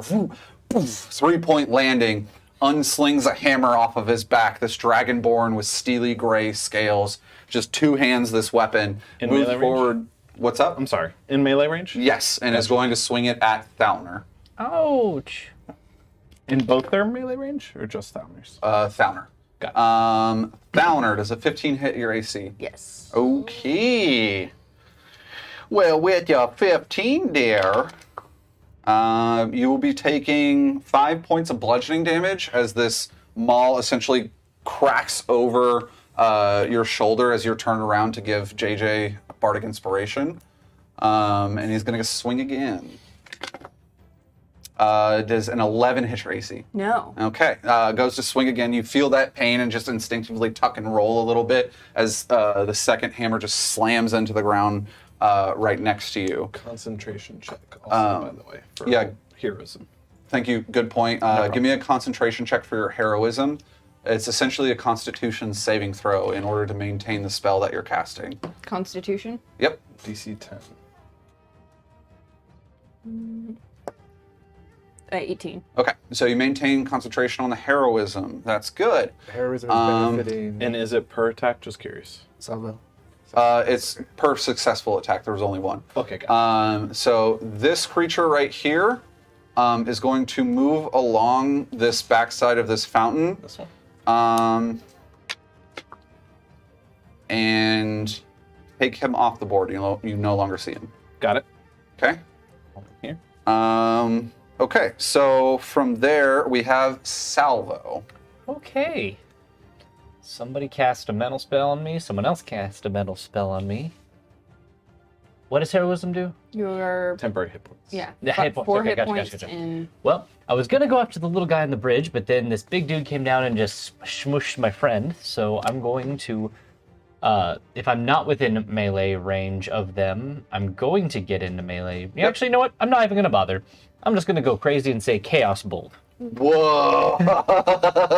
on the guy right in front of me. Okay. And that's a roll to hit, right? It is. It is a diddly diddly diddly do. Ranged spell attack. Yep. Okay.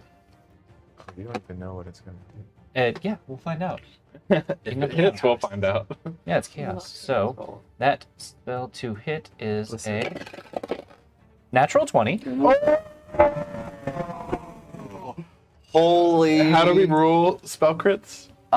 So for Scales of Fate proper, We are not going to do what we normally do in Guild, where we give an automatic dice roll inclusive. You will just add an additional dice, including with spell crits and melee hits. So this is 3 dice normally. yes, so you will add 1 extra dice on top of that. I can deal but with that this. extra dice will not factor into the Chaos Bolt's function. Sure. So I as, get to roll the 2 for, or I'm sorry. I'll roll the metal one as my extra one. yes, Nice. and as you're rolling, go ahead and describe how Chaos Bolt works for the viewers and It's going to listeners. be dramatic. I It promise really you. will. Honestly, I'm excited for this. Chaotic. if you will. Okay. So you see Salvo seeing the tiny person on the bridge, reach into their tool pouch, pull out their rod. It's their. Actually, you know what? Retcon that. You see them pull out their small hammer. They take their small hammer, part of their smith tools, the bonking hammer, if you will, that I used in the previous episode to heal Roscoe. I take the hammer, I look up at the small one on the bridge, then I see the large one come down right next to us and do all that stuff. I'm like, oh, well, it's far too unwieldy of a hammer to use, so I'll use my hammer. Looking at, because they're using a giant hammer, right? Mm-hmm. Yes, so I take my small hammer, point it at them, and I say, be gone! And I bonk the air at them, casting a Chaos Bolt. Now, what does the Chaos Bolt do? Well, we'll find out. No, okay. To be determined. Oh, okay. Well, that's fine. It deals. So as it's rolled, 1, 2. It's kind of damage is that? I get my choice of damage. How does it work? The That's spell what I was itself? saying. It's like, what Yeah. are your options? So when you roll the spell, you roll 2 d8s and pick one of the numbers, and if and that's the type of damage it does. But if on the same number, you get to it bounce, but we won't worry about that right now because it didn't. Gotcha. It did not bounce. Got it. But it did deal 13, 14, 16 thunder damage. So as you see me bonk the air, you see bonk, and then it just goes. You hear the thunder roll out of it and slam into the face of that dude right in front of me. Oh man. Okay. That hurts his ears. And that was with your extra die as well, correct? Correct. Um, Not the best rolls on the die, but enough of them. okay. And 14 thunder damage, correct? 16. 16? Woo! All right. As this resonating sound erupts all over the Heaven's Garden, you see birds beginning to fly up out of bushes and trees, evading this loud sound, and cracking into the side of this creature's jaw. You can just see, you basically see the side of his ear, though not a normal ear, just essentially a hole in the side of his head, burst with blood popping out of it and then spraying down the side of his body. Please do not do that. Do you want to use a bonus action or a movement speed at this moment? Yeah, bonus action, I'm going to pull out my bag of gravel, take 3 stones in my hand, and cast magic stone upon them. Heard. Okay. Activating magic stone. Okay. It's Stack's turn. Roscoe, you're the only one that hears this. You guys are not being quiet. Do we still be quiet? No, man, quiet time's over. These guys aren't friends. They're hitting us. Friends don't hit each other. No, man, we gotta get them. Okay. Get him! You see Stack move about 20 feet this direction. He's not very fast. And that's about where he stops. It takes him a minute to get over the small stone barrier. Just kind of legs wiggling as he hops over. Oh, yeah, I forget, because he's only like 3 foot. Yeah, he's not very tall. It's like my height. Okay. Okay, so that's going to be JJ. You're up.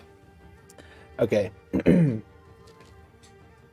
I guess I will do some, not really sleight of hand, but you know, the magical twisty cups and shuffle the Amara that I'm covering. Okay. Give me.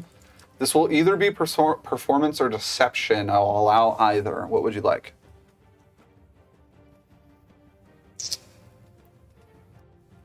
Deception. They're the same. Okay. So Go for it. Is he rolling a physical dice? Yeah. Ooh. Um, Physical dice. The singular is die.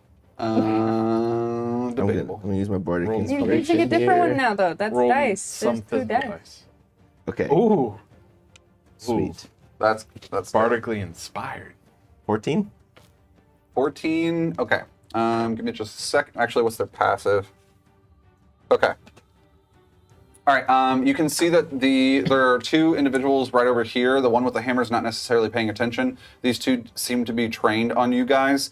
The both of them look very angry. Very angry. It might even indicate that they are thoroughly confused about which one is the real Amara Silverwine. Okay. Do you want to use a bonus action or take your movement speed at all?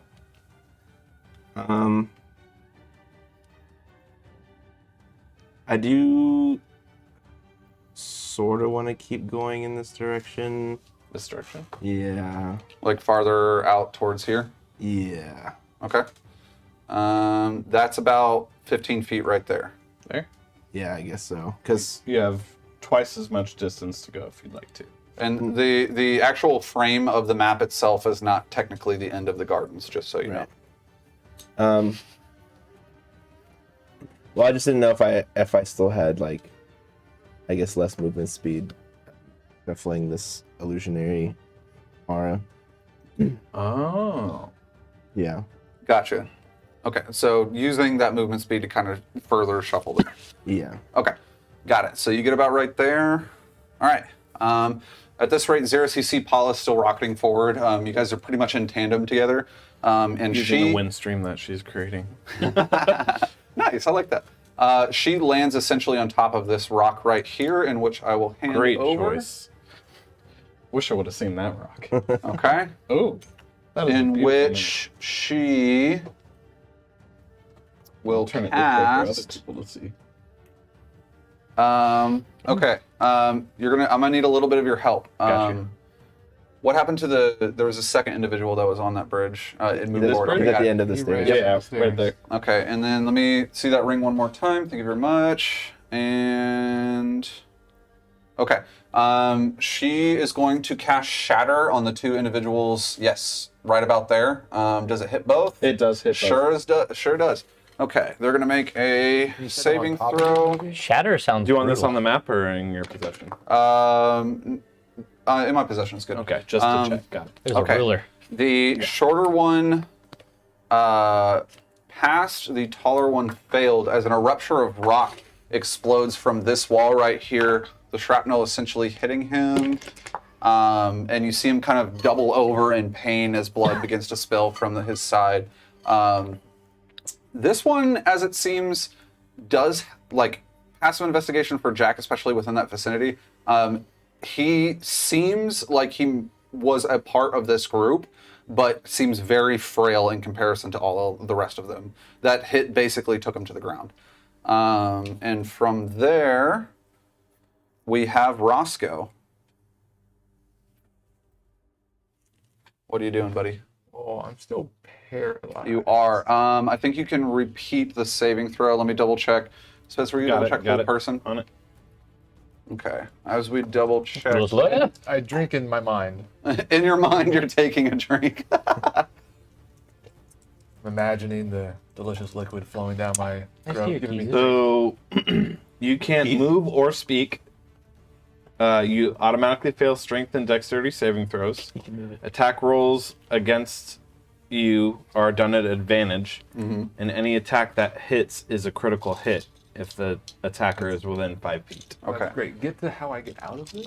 Is there a repeat on the saving throw? For hold person. Yes. Let me double check.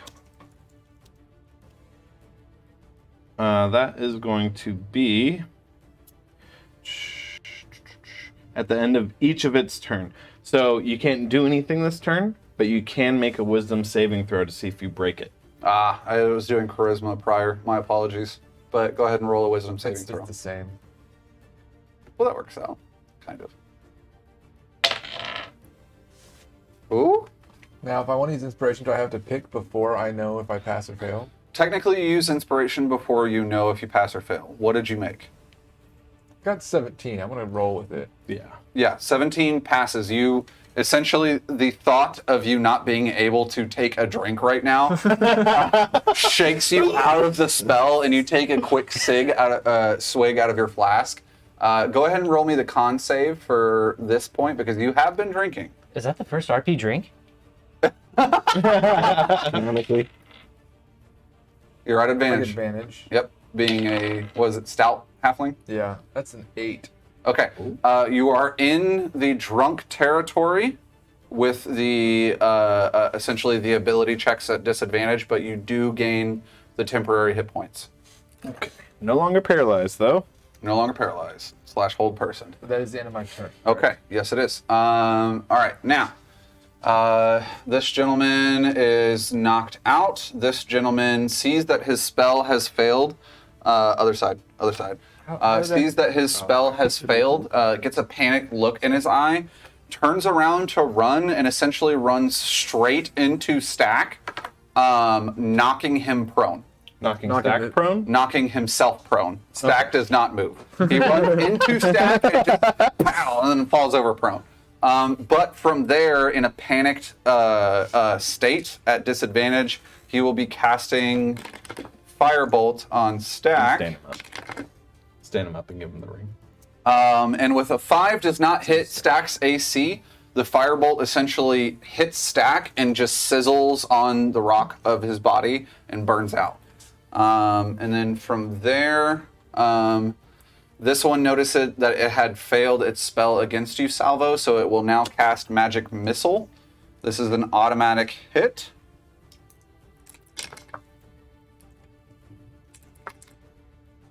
Salvo, you take 8 points of magical damage as it erupts in its hand, this small, what looks like arrowheads flying from its palm, sailing straight into you.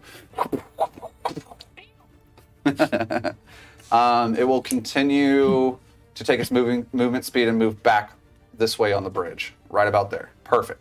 Thank you, Clint. And now this one moves around here and is Which going. The shorter one will move around here and is essentially going to take a crack at Amara. First, it has to roll because of mirror image. It will be hitting a mirror image. Where would you like this one? That's good right there. Right Not here? within melee range of. Yeah. So there's probably another mirror image, I guess. Yeah, that's good right there. It does successfully swing its small hatchet over its shoulder, smacking into one of the false Amaras, and the Amara goes missing. There are now 2 fake ones and 1 real one. And then with that, we have Thalner. Seeing or having kind of got hit by this creature with the giant hammer and this like thunderous burst right over my head, he's gonna reach into his coat and pull out a small dagger with this kind of bright blue stone on the end of the hilt and just stab straight upward into his gut, like right above his head, like aiming up under the rib cage into the Nice. heart. Nice. All right, let's see it. Spicy hits. You do have inspiration. Yes, a 9. I'm gonna use, and the inspiration is just reroll, right? Yeah. We're Yeah. we're doing it that way. Cool. Dungeon Master inspiration. That's bad. That's a little better. 12. 12 to hit does not hit. Essentially, having being buffeted by this thunderous damage and his ear bleeding, he pulls his hand up to his head and sees you going to stab him with this dagger and essentially catches your hand and pushes you off of him. Ooh, Dang. it's kind of badass though. A little bit. It's extremely badass. What else you doing? Still have a bonus action and your movement speed. Feeling bad. I am gonna use my movement speed to go on the other side. Oh, Provoke an opportunity attack if you do.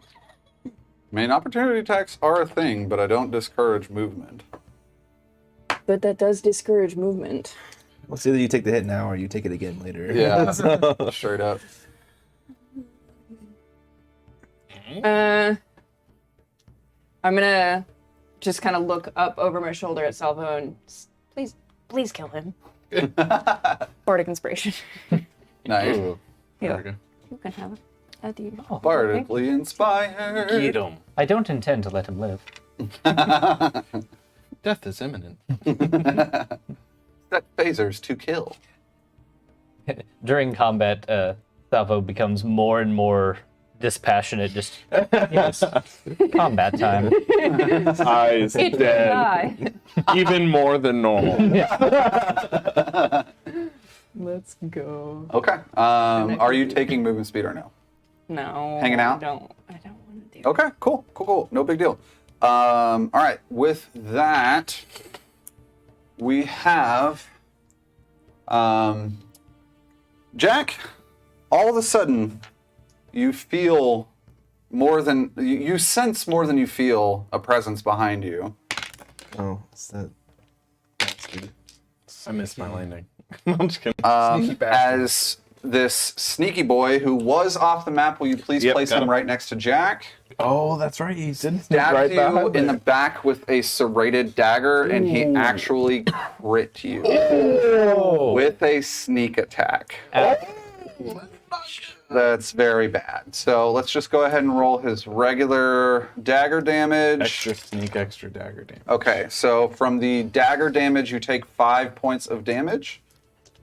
And from the sneak attack, Oh, that didn't sound good. Too many. A lot of dice. 13 points of piercing damage. 18 total. On top of the 5. 18 total. Are you still up? Yeah, barely. You're still up. Oh my god. I have 2 HP. He is a tough, grizzled guy. Now here's the problem. He's gonna take a second attack. No. I'm sorry. Okay, It's okay. Biff it. I'll use a different dice. Not you, Azula. Brutal. No longer at advantage because it was not like he had essentially surprised you right there. Does a 13 hit your AC? No. Okay. 13, he goes and stabs you, gets you essentially right in the kidney. You feel, being anatomically sound, your kidney rupturing from the side of you, and he goes to stab you again, but you twist your body and essentially dodge that next attack. Quick question. Can inspiration be used against DM rolls? I can't recall. I allow it, yes. Okay. Yes. For future reference. So, like, we could use it against someone rolling to attack us? So, like, if someone, Make for them example, reroll. maybe got a nat 20. Okay. Yeah. Next For time. example. Next time. Yes. Okay, so, And what I'm saving mine for. in fact, this gentleman right here, Yep. you see him essentially pull out a book and mutter a couple words in an incantation, and a weird golden visage essentially covers his body almost as if it was a shield. And then he turns and he looks at Amara, who had just cast Shatter, and he is going to raise Paula? his hand. Paula. I keep getting those two mixed up. Paula, who is on the rock, Don't want the pretty. fan. He's not. He's actually not in distance of it. So he's going to take his movement speed to get to the top of the stairs, and he's going to throw his hand forward, book still outstretched in his right hand, and you guys hear this strange, resonating gonging sound as he casts Toll the Dead, in which she deftly makes the save and takes no damage from. Go Paula. Okay, after that, we have a boy. Or not a boy, it's Amara now. Having seen Jack take a bunch of damage, being encroached by a bunch of people, she essentially gets all of her mirror images to take the same movements. And as she rushes, all 3 images, you see 3 different Amaras rush towards you, and they all outstretch their hands, touching you. She's casting Cure Wounds. Oh, convenient. That's what you have. You take 8 points of hit points back through healing. kind of restoring you. And as she backs up a little bit, not essentially not provoking opportunity, but she backs up a little bit. Still, like the three mirror images are now back to back, all looking around each other. No longer under Jack's. No longer under Jack's protection. Xerus. Ooh. You find yourself rocketing forward. You see Paula land on this rock and chaos ensuing in this imagery. You do make it to this rock. And since you have fly active, there is no roll necessary for you to land there safely. What do you do here?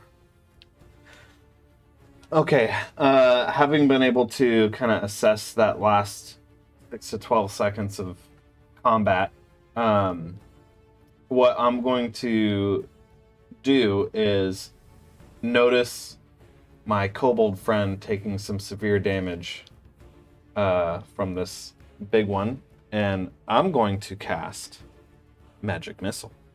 Okay. Which is, like you said, a guaranteed hit. We love it. And that will do... Actually, as a matter of fact, I'm going to split this. So the first Magic Missile will do 3 damage. Okay. Kind of slams into the small of their back. They crumple over a little bit, but they're still up. Okay. How are they looking? Very bad. Okay. These technically do all go off at the same time, so I wouldn't know in between. Correct. Second one is going to be 2 damage. To the same creature? Mm-hmm. Okay. Okay. So... And then the third one is going to go towards the axe wielder over there by Roscoe. Gotcha. You know what? I'm a bad dungeon master. I forgot their turn. We'll take that at the end of this initiative order. Sure. That will be 3 damage to that one. Okay. 3 damage to that one. Kind of slams into her side, barely noticing as she's barreling towards Roscoe. However, I would like to say, please describe the fate of this creature. Oh, this one? The one with the hammer. Ooh, yes. So as I come down and land on this rock, those who can see me right now see there was kind of like a false confidence that you might have seen with Xerus before, but you see a confidence now with Xerus. As just billowing behind you. Yeah, as he on the rock in the river. Just hot. Standing, hair flowing in the wind. I reach my hand out and cast Magic Missile with an extra one behind me towards the axe one. And these don't look like the Magic Missiles that you saw before. These have, to no surprise, a purpley silver color to them, which is, for those who know magic, weird for this spell to happen. And so when they go out, the 2 that went into that creature go right through the back of the head and through the eyes, leaving holes where it was. As he falls down. I would like to maintain eye contact with this creature while this happens. You do that in a horrific scene of their eyes combusting and exploding forward in a goo through arcane means. Yeah. I saw Xerus land back behind and just smiled. The last thing Through the hole. Smiling at him. It's perfect for the angle, actually, of your vision. Nice. You look through the eye holes and just wink. Oh gosh, that was cool. And then the other one just kind of goes into the shoulder region of the woman with the axe. Gotcha. I had previously forgotten this woman's turn. Go for it. I'm actually going to interject. It's Salvo next. But this woman with the axe, essentially, I'll brandish it up to the fact that she was distracted by getting hit with the magic missile, sees Xerus landing, gets confused, and then continues running forward. She's attempting to cleave you in twain, Roscoe. Twain? This is moved up. Yep. Melee range. 21 to hit. Inspiration. Oh, you're gonna use your inspiration on that one? Okay. That's a 10. 10 to hit. No. Okay. So she goes to swing, and please flavor this inspiration. Oh, I'm gonna do a back tuck and roll. Okay, back tuck and roll. She sees that the axe thumps into the ground. She angrily pulls it up and continues charging forward to take her second attack. What? 19 to hit. Well, I mean, that one hits. We're gonna be like 2 hits about it. Yeah. Okay. Oh, I'm glad that didn't go through. Okay, not bad. Real 7. quick question before you announce that. What's that? Does Roscoe look bad right now? Nah, I'm great. I'm a little wobbly. Health-wise? Yeah, I'm wobbly, but I'm fine. Okay, then never mind. Okay. No takes- actual damage. Well, 7 points of slashing Now it's damage as you roll back, and she pulls her axe back out of the ground, charges forward, and overhead swings right into your shoulder, just kind of cleaving into the same spot that you had previously had necrotic damage to. It gets stuck there for a moment, and with a squelch, she just pulls it back out and just laughs. Oh shit, man! Did you get me on that one? I'm gonna fucking get you on the next one too. Oh, you're gonna need more than that.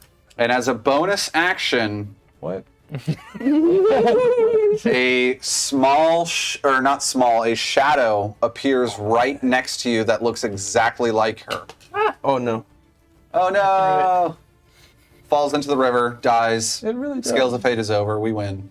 It really does look exactly like her. And now it will be taking an attack action with an 11 to hit. No way. Okay, so she laughs and says, "I'll be getting you with this one." And you see this shadow just kind of like swing over your head, and you turn around, and there's a strange, smoky after image of the same woman right behind you. I want to pour a little bit of my bottle on the ground right now and be like, "This is for you next turn." Okay, from here, this is Paula's turn. She doesn't like this gentleman that's been casting out of his book Upon the Bridge, and so she Checks herself out. will be casting a hold person spell. And as she kind of casts this, like her hands combining together and pulling as if it was marionettes on a string, for a moment he jerks one side, jerks to the other, and just shakes it off and continues flipping through his book. The spell unsuccessful. Damn. She will, however, hop down to the bridge, You got a line, boy? using her reaction to cast Featherfall safely as she kind of like floats down. And then Roscoe, you're up. Wait, did I miss Jack's turn? I sure as shit did. Jack, you're up. Okay. Is that the order? Jack, Paula. Jack, I accidentally skipped Jack. But So what about over there? yes, don't worry about this. Oh, I forgot about Stack too. and me? Guys, I'm just so excited to be here. I'm just so excited to be here with you all. So before the whole person. So we're gonna rewind. You're wondering how we got here, didn't you? Kind of crazy. Salvo, you're up. My Cool. apologies. I was like, I would My apologies. I thought I had a chance. Alrighty, You do see this creature's eyes bursting in front. And I'm like, And me, airflow. you see me resheath the hammer, saying, "Well, that's done." I then turn to the. How far is the wee one from me? that appears about 40 feet. Okay. You see me turn towards the wee one and take one of my rocks and go, that one. And I chunk it. Okay. Magic roll the- stone as a spell attack. Got it. Roll the hit.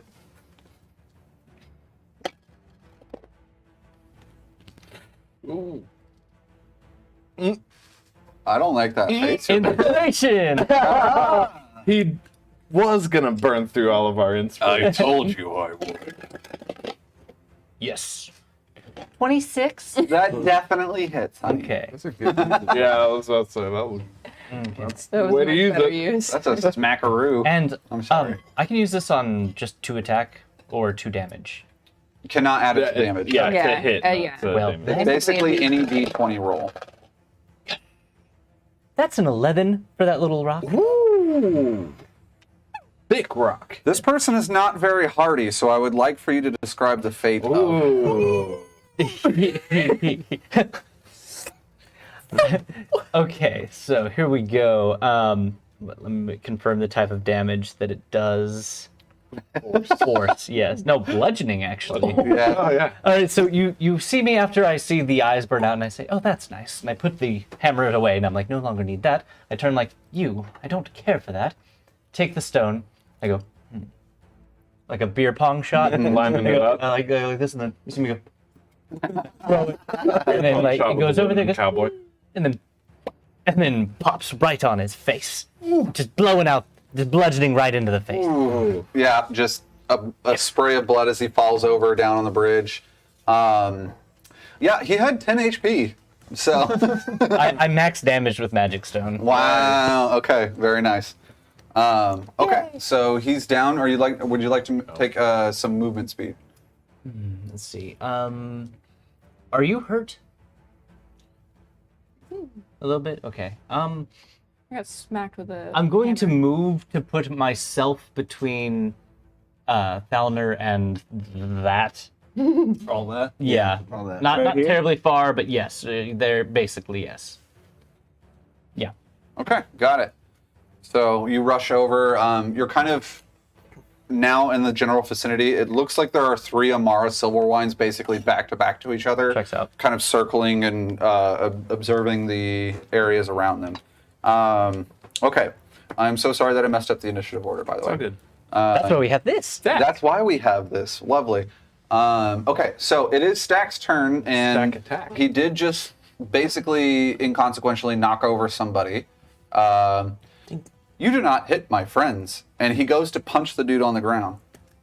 With advantage? Yes, with advantage. In Roscoe fashion. This is how he did it. So. He rolled a 9 with advantage. Ooh.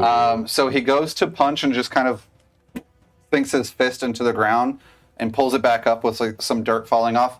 Oh, Friends do not hit. I'm not friends with you, but I'd like to hit you next time. That's that too. All right, that was Stack. Now we're at Jack, and then Roscoe had his turn, and then we'll move forward from there. Stack then Jack's turn. You just did No, you did Paula, not. Okay, and then okay. we undid Paula's turn. Okay, I'm so sorry, guys. It's all good. So we're back It's all to good. normal. Jack, Yeah, Paula just- had her just turn, do it like normal. Roscoe. and then Jack, Roscoe then after that. Roscoe. So Roscoe, you're after Jack here. Yes. No, it's Thank no, you. It's we undid Paula. No, she took her leave it? turn still. Yeah, Okay. we'll still consider it as her taking her turn. Yes. Unless you do something to change that, Jack. Not to be mad. I think Jack's busy. Yeah, I'm a little busy. He's very busy. Fair. Okay, I'm gonna spend 1 grit to Great. Grit? bonus action. Is hit dice equal to your level? Yes.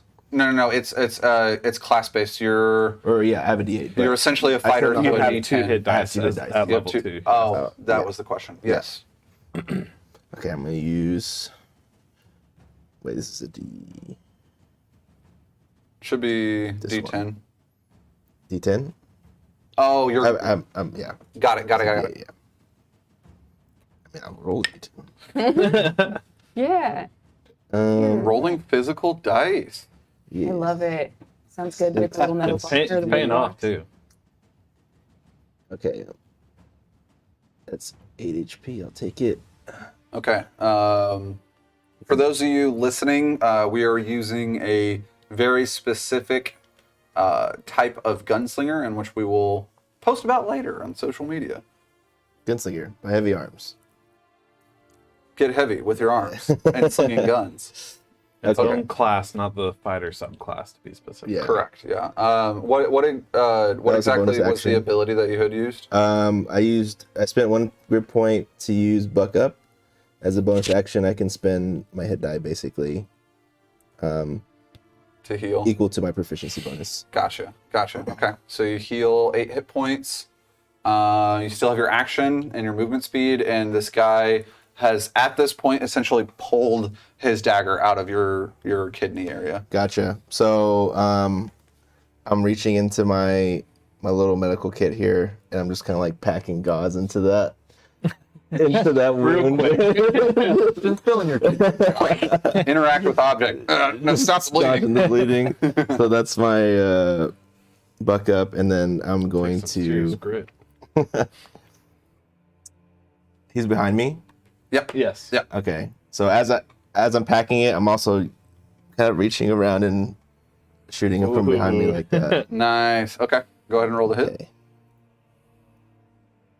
Oh, he like pushes it in with the. Maybe I should stick to the digital. That's not 20. Nat 20. Oh, this is going to be nasty with your gunslinger, bud. Yes. Yes. Okay. Please narrate what's going on as you do this. So as I pack my wound, I kind of like flare my cape, or not my cape, my coat, back, and then just Shooting through that opening. Pulling your shooting other through the arm, opening. shooting through that opening. Yeah. Okay, now what happens when you get a crit? Okay. When I get a crit, I basically What? just get an extra damage die on top of the extra one that you already Oh, So he's getting 3 damage dice. extra crit. Yeah. get. Yes. Critical crit. Critical crit. Okay, The- that's 3d8. Yes. 3d8 plus your modifier. I'm going to go ahead and tell you, if you roll well enough, you could probably end this dude. Went for spine shot. Oof. 9 plus 5 is 14. 14? Okay. You do not, in fact, Should have used the physical dice. end this dude. You turn around and take a crack shot behind you, and essentially just blows his entire hand off with the dagger that had stabbed into you. Just a bloody stump left over, and he screams out loud. "Ah!"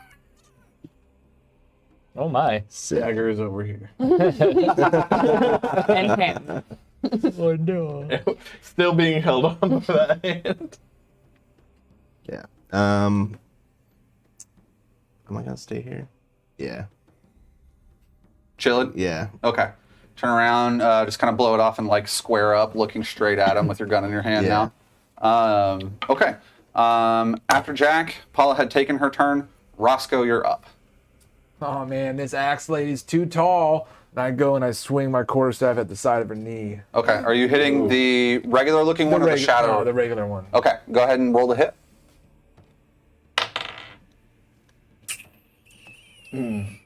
11. 11 does not hit, unfortunately. Oh, shit. I'm then going to use one of my newly gotten key points to dodge. Okay. So you go to swing, and she kind of just sidesteps it a little bit, and you just kind of square up your shoulders and like weave a little bit. Okay. You still can take a bonus action as an attack, correct? As a monk, an unarmed No, strike. that's what the key point is, I believe, instead of that. Using my... I could be wrong. Yeah, I think... that uses up my bonus action. Gotcha. Okay, got it. The bonus but action actually, dodge. hold on. Patient defense. Patient Yeah. defense is the bonus action. That makes sense. But are you gonna just go hunt this first? I mean, it's up to you, man. How far away is either of these rocks in the middle of the river? From where you're at right now, I mean, jumping distance about 15 feet. And how far can I jump? Normally? Your jumping speed, a running long jump, I believe, is. Yeah, Spencer, were you looking Yeah, I for got running it. long jump? I think it's 5 plus your strength score. It might be 10 plus your strength score. It's one of those two. 5 sounds right. While he's looking that up, I'm going to send one of you a message. Number of feet equal to your strength score. If you move at least 10 feet on foot before the jump, So he- that's if you have 10 feet. Otherwise, it's half that distance. Okay, so he doesn't So your have strength score is the feat. how much you can jump. Long story short, you're not going to be able to jump. Well, one of my key, if I don't do dodge, I can do step of the wind. That gives me the ability to disengage, and it doubles my jump distance. Oh yeah. If that's you it. step of the wind instead of patient dodge or patient Patient defense, you could get on top of that rock over there. Do it. Okay, do it. Roscoe, go to the rocks. Go. Now you will invoke 2 opportunity attacks. No, I disengaged. Disengage. Sorry. That's awesome. Wow, that is amazing. I mean, in fact, just narratively for visual perspective, you see yourself like go for a swing, miss, and then just step back on the ledge and then just do this cool backflip onto the rock in the river, middle of the river, while 2 axes, one shadowy, one physical, kind of slice into the area that you were at. Fuck yes. And you're chilling on that rock. Okay, we had 3 people on a rock, now we're back to 2. Okay, so this one is knocked out. This one had the same initiative as these guys that I had forgotten about. So this disappears and then reappears on the same rock that you're on. What? Yes. Oh. And It fell in the river. Sorry, it doesn't work. that's okay. I mean, honestly, like it doesn't have to be perfect. No, I meant it can't make it on the rock. And then she essentially moves back 5 feet and tries to take a running jump, and she's going to try to grapple you into the river, similarly how you did to that wood elf. Oh. So she's going to make her athletics. Contested? Makes it. This is for the jump, and then this is for. Give me. You can choose to contest this athletics tackle with either athletics or acrobatics. Acrobatics. Okay. 13. Barely. She got a 12. Oh. So she flies into the air. How do you essentially stop her from tackling you into the water? I basically like kind of spring backwards, land on my back like that, and then do one of those like kung fu like then Jump leap kicks. back up. Yeah. Nice. She jumps through the air. This shadowy apparition appears next to you. You slam back down on your back, leap up into your air. Your 2 feet kick and collide with her. She gets hit into the river and immediately moves 10 paces towards this direction. And while this happens, her shadow disappears. Nice. Oh, nice. Just Cool. get rid of that. Yeah. Bunny. Good. Did not As a like staying trophy. on that rock. But Okay. it didn't belong there. Yeah. All right. And then the other guy that was with this initiative is with Stack. Did not get punched by him. He gets up. What is he going to do right here? He wouldn't. Yeah, I think he does though. So you see like a film of ice encase his hand as he goes to like slap it onto Jack's shoulder or Stack's shoulder. Stack and Jack. 14 still doesn't hit Stack's AC. My rock. Stacked. He goes to take this icy hand and slap it onto Stack, and you see Stack just kind of slaps the hand out of the air and says, Friends do not. "Friends do not hit."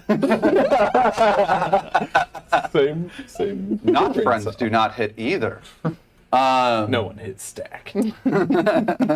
Not anymore. He will actually take the rest of his movement speed and flee the scene. He'll take an opportunity attack from Stack. And Stack rolled a 5. Why does he roll so bad? Poor Stack. It's okay. probably his first time ever in combat. Give him. Hey, hold on. Inspiration for Stack. You're invoking Stack's inspiration? Yes. Okay. All right. Tell us. Did he do it? You can look. It's a nat 20!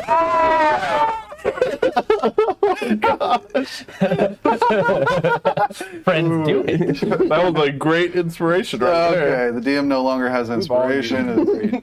Stack goes and smacks this guy.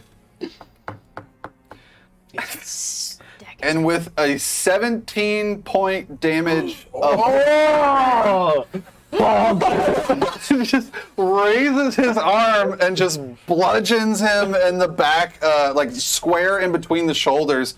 And there's this multiple sounding cracking sound as the dude just falls over.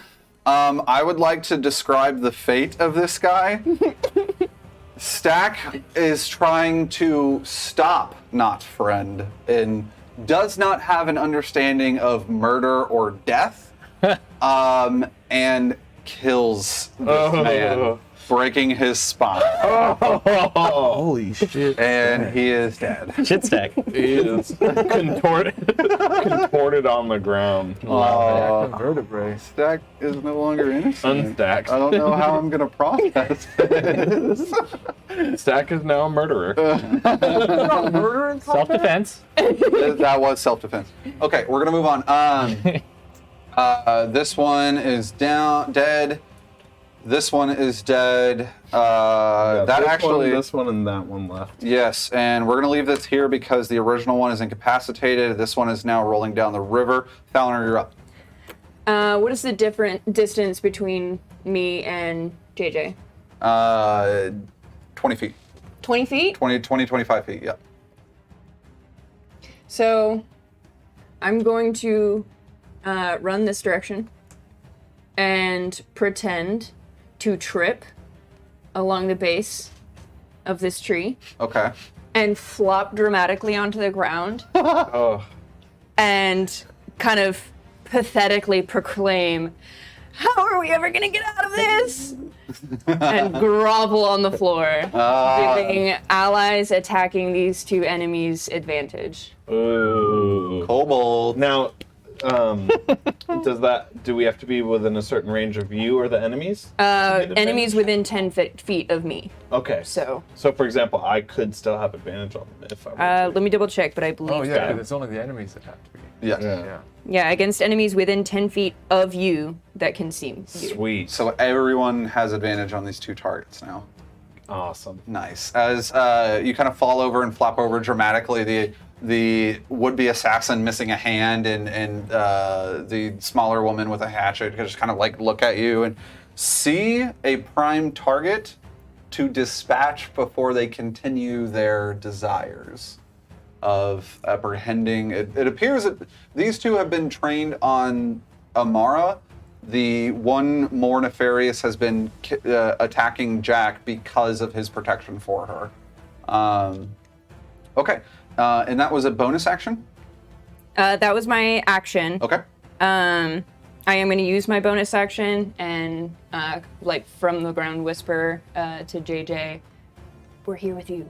We can do this." And cast Healing Word. I'm Or I guess I should have asked first. How does JJ look? I'm good. You're okay? I'm okay. You packed enough gauze into your... That just didn't sound good. Well, It was a big hit, but he got a double. Amara also gave me a little. Oh, that's right. A little wiggly wiggly.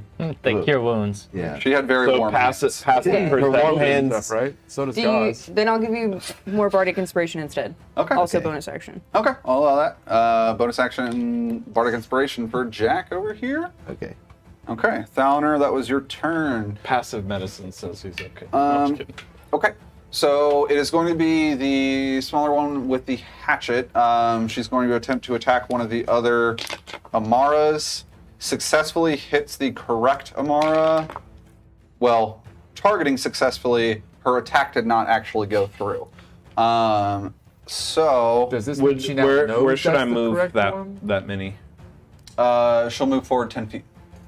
Just basically right in front of Jack. Because it didn't hit, does she not actually know that was the correct one? Because it did not hit, she does not know if it was the correct one. She's going to take her second swing. This time still against the correct Amara. And also missing. These guys are very bad at their job, apparently, or I just cannot roll well. I'm going to switch dice.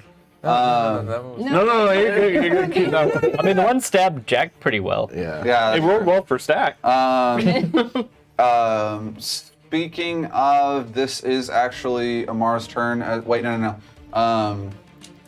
These two are on the same initiative. Okay. This one that you had just essentially shot its hand off of sees that its companion is failing to pinpoint Amara and essentially just says, "You idiot, that's an illusion!" And goes and throws its dagger, very successfully hitting the correct Amara. And with an 18 to hit, definitely does hit Amara. What's up? What are you doing? Is this a ranged attack? Yes, this is a dagger being thrown in the air. Okay. Ooh. You can do. Hold on. I'm gonna spin another grit. Oh. Oh wait, hold on.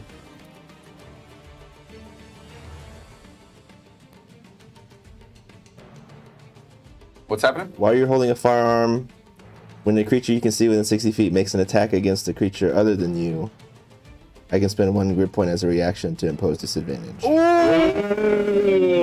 Okay, so Juicy. let's see if it has a lesser hit on this one. Okay. 13 does not hit Amara. You see that, you see what he says, and it goes, basically track his eyes, and then he's about to fling a dagger. And as the dagger passes in front of you in midair, you just train your gun and shoot the dagger. Keep shooting. The dagger flies up and just lands into the ground next to you, or next to her. Yes. Glorious. Wow, that was really cool. That was glorious. Good. Okay, Good use. Yes. He looks very frustrated. That was his first attack. He will bonus action disengage from you and move towards its dagger that's stuck in the ground right there. Interact with object, pick it up Out of his Now- dead hand. Does he have to? with his still live hand, Yes. but it is his off Yes. hand. Go ahead. Does he have to peel the clasped fingers of his severed hand? before he And can time use the out. dagger? Can he take 2 attacks if he only has 1 hand? Oh man, we're getting real into the nit grit. Okay.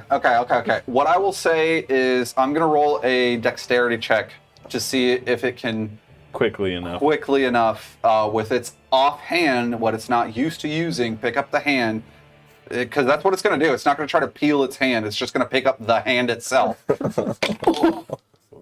It had a 15 on its dexterity check. It picks up the hand and turns around and throws it at Amara, the correct one, and hits.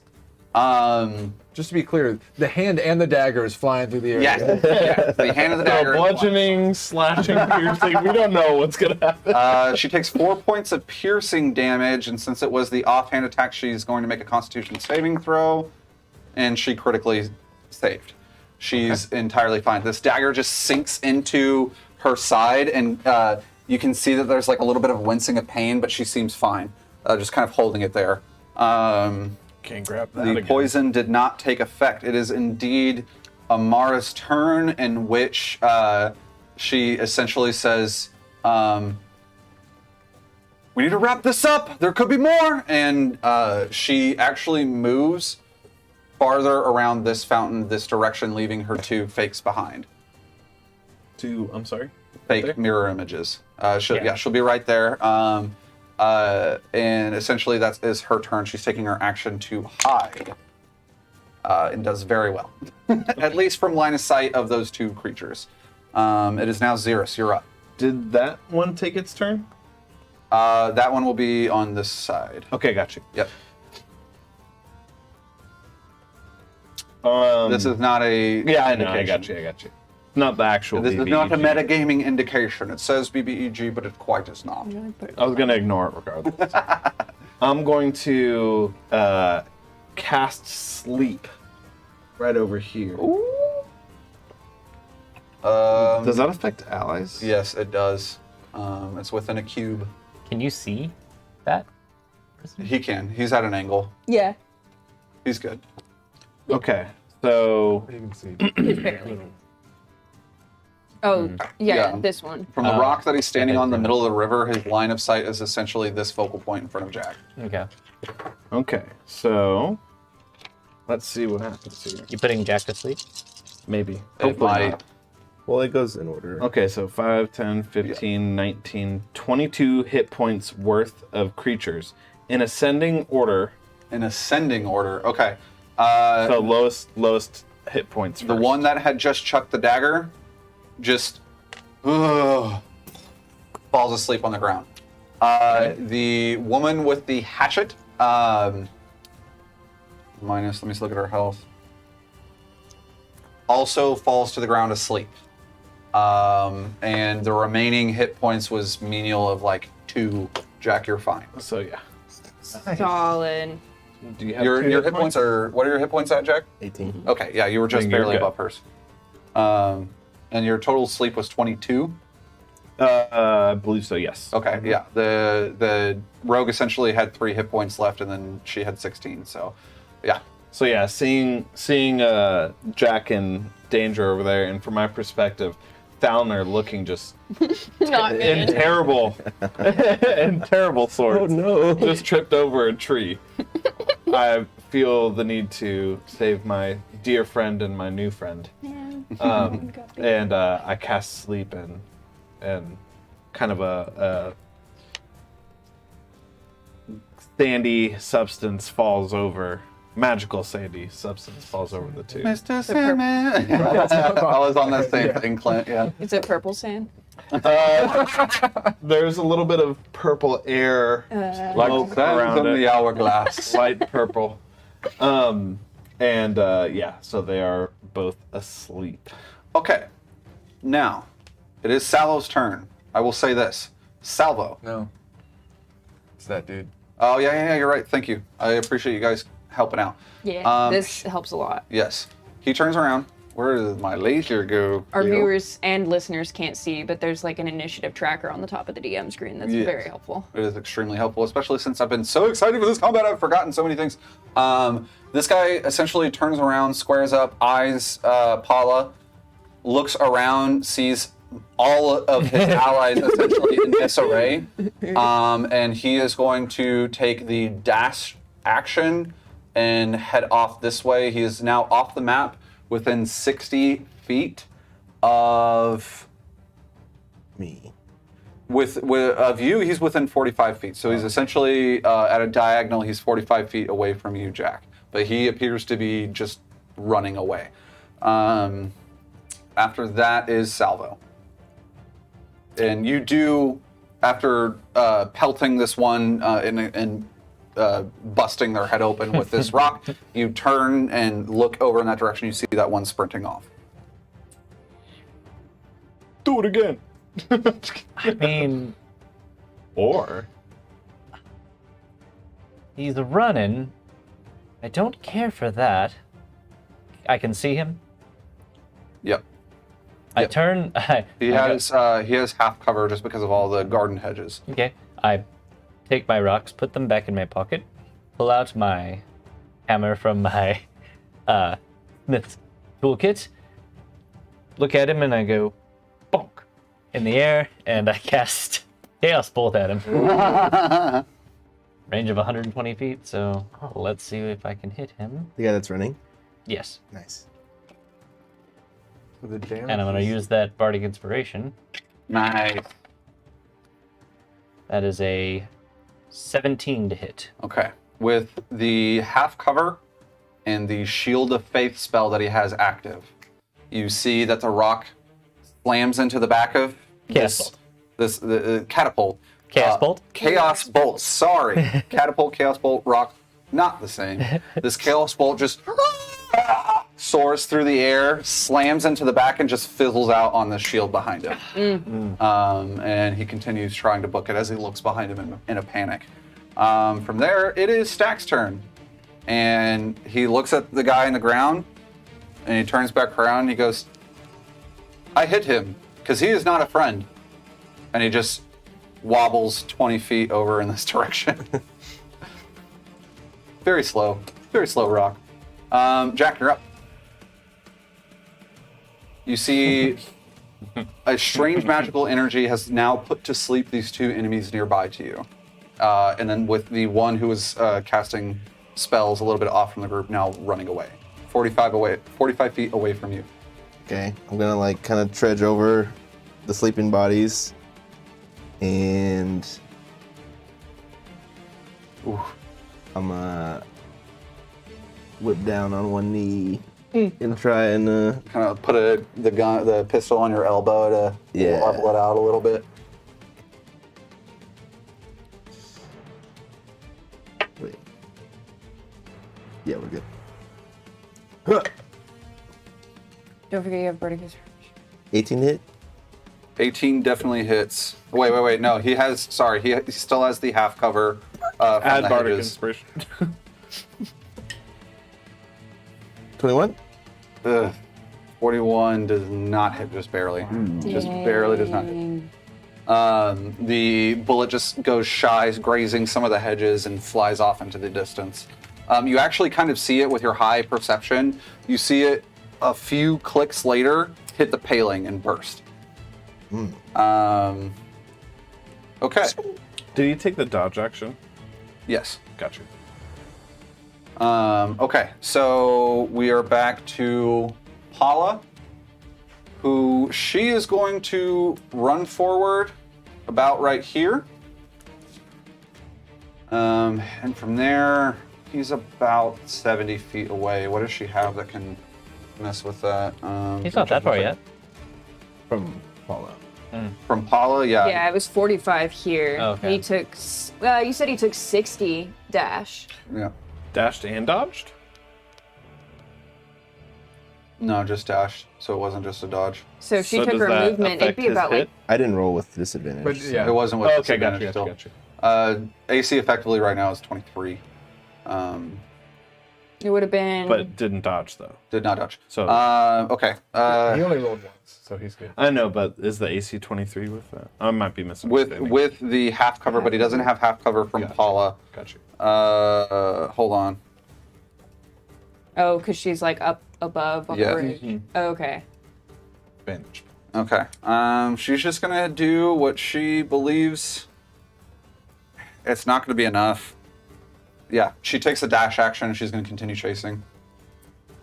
Yeah, she winds up about right there. Okay, Roscoe, you're up.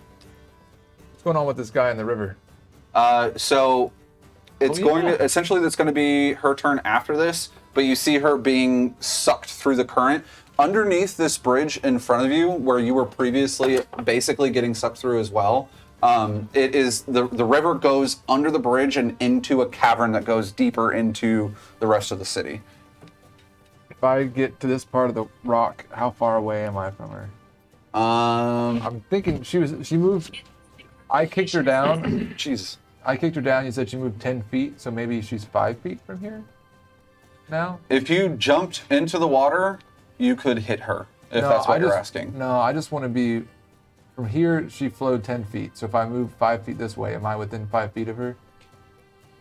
I'll say, yeah, rule of cool, yeah, just barely. All right. Well, then I'm going to throw a net. All right, catch her. I'm going fishing. Okay. What How a does the net perfect way work? to tie off this. Was it a tool check? Question mark? Or Proficiency throwing? with a net, which I believe I have. Yes, you being do. A fisherman. Allows you to add your proficiency bonus to it. Okay. Larger or smaller creature hit by net is restrained until it is freed. The creature can use its action, I guess, on its turn for a DC 10 strength check, freeing itself. Okay. Or by dealing 5 slashing damage to the net, also frees it. Okay. So, At least if I hit it for my turn, it's captured. okay, go ahead and roll the hit, right? I'm assuming I've got a rope on the end of this net, and that would stop her from flipping. Yeah, for sure. That's how fish and be working. Yeah.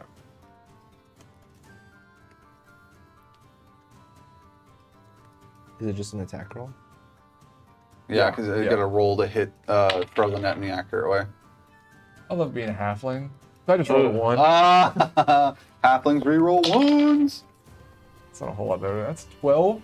12 does not hit, unfortunately. Even though she's like in the water, kind of prone-ish. Unfortunately, no, it does not hit. The net essentially falls just a few feet short of her on the opposite side. Like you threw it just slightly too far. Okay, do you want to use a bonus action or a movement at any point?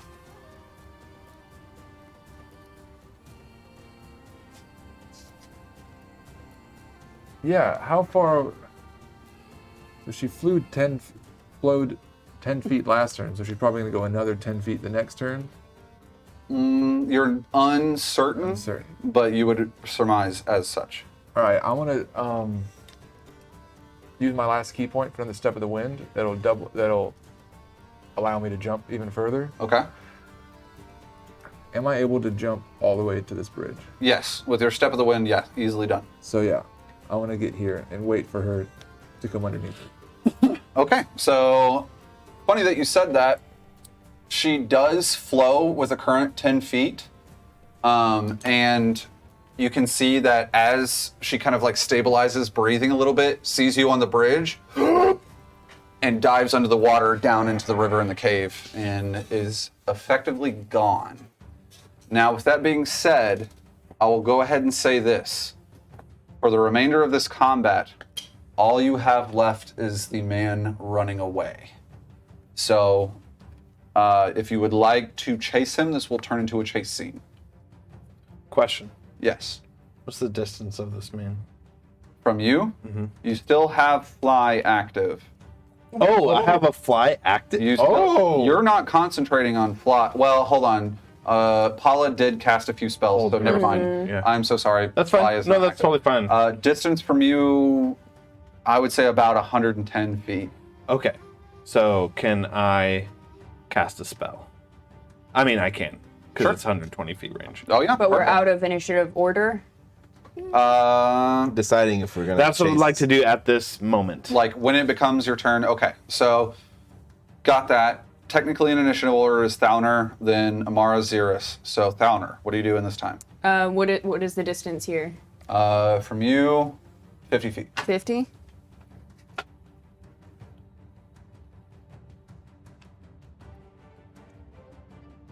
I mean, I guess that doesn't matter anyways. Yeah, I'm going to... Huh? Give me a range drop.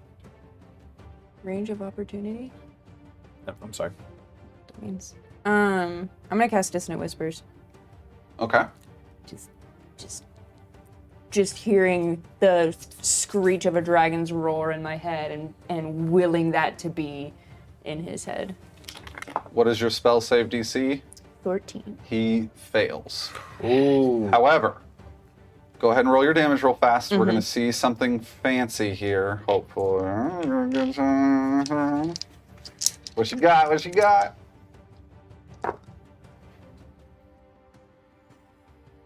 7 damage. He had 9 HP left, and he takes his reaction to move his movement speed. He was already moving That's away. what Dissonant Whispers does. He takes an extra 30 feet of movement speed and runs even farther away.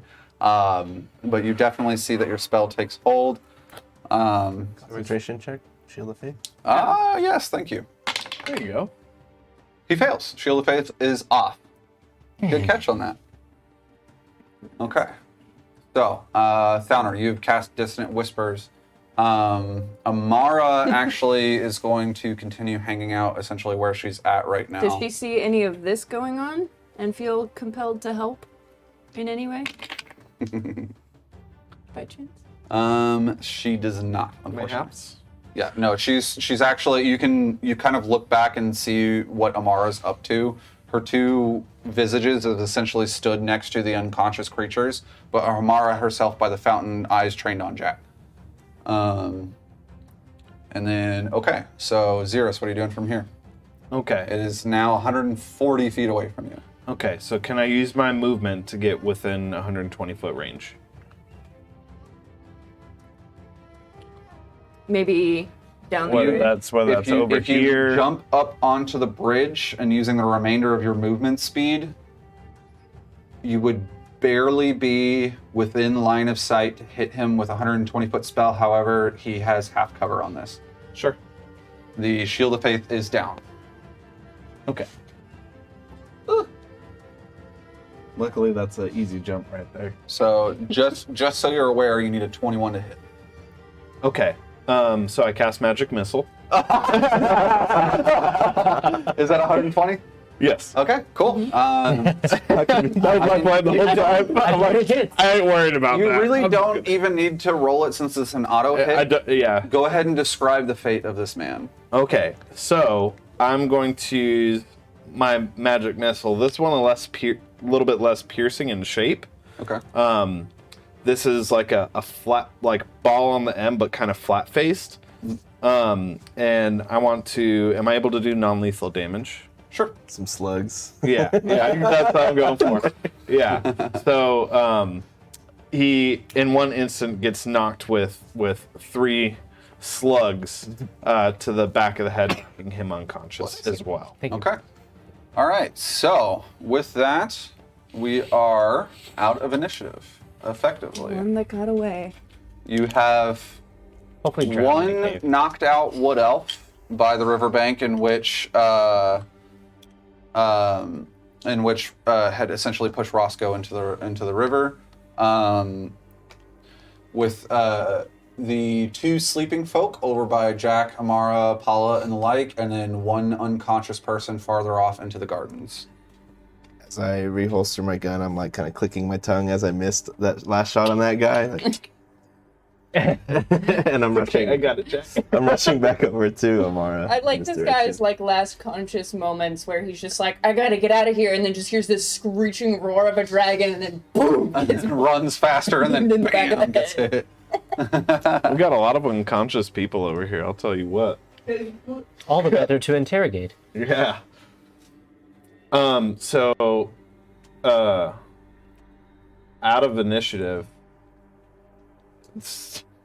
there's a bunch of dead people all over this general. I suggest we Well, gather this up the living bodies. Yeah, so I'll rush back over to this guy I knocked out and tie him up. Okay. Oh, that one's knocked out? Yeah, that one's knocked out too. Out. Give me a survival check.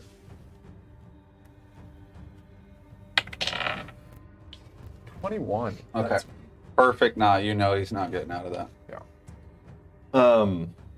I definitely want to walk over very confidently. I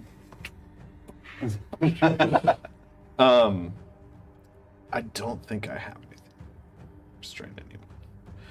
So basically, I'll kind of come over, gather up with everyone, and they. Let me just double check real quick how long they're sleeping for. I think it's a good long time. Oh, just kidding. It's 1 minute. Which in combat is plenty of time. Yeah. Outside This of combat. immediately after combat, you also would know, having recently studied the spell, that they would be waking up very soon. Yeah, so I'm essentially going to say, quickly, we need to tie these two up. Okay. They'll wake up soon. I run over to one and with my rope, or both of them, and do the back-to-back thing. Give me a survival check. Can I want to check on her stabby wound. It's an 11. 11. Were you intending to tie one or both? Can I assist? with Sure. that? This was your prerogative, so go ahead and roll that at advantage. 11.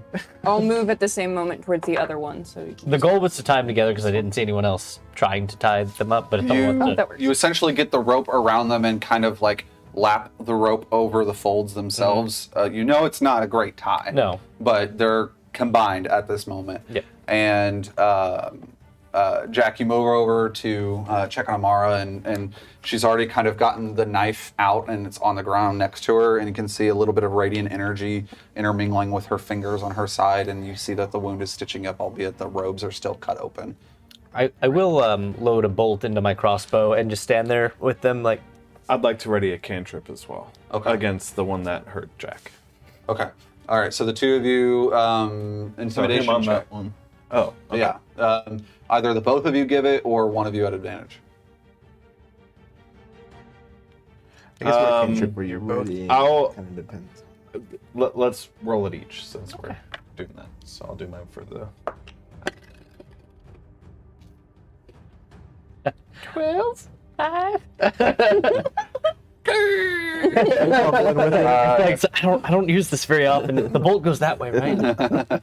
Can I intimidate him with my pure mental prowess? the two of them just kind of like acknowledging the situation that they're in, just staring. at I'm not you guys, intimidated, but I'm not fighting. Not saying You anything. stay right there.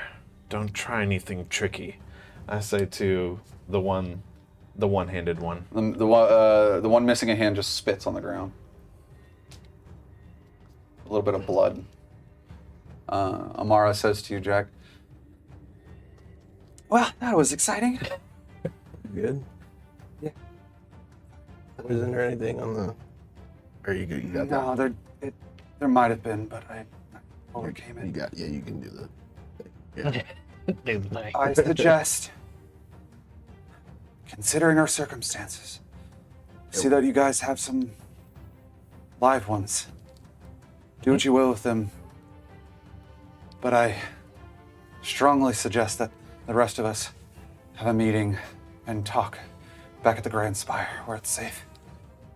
And at this point, Paula's kind of walking over, like touching Amara's shoulder, and she just kind of looks. They don't say anything. They just exchange glances, and Paula nods, and she looks at you, and then looks at the rest of you guys.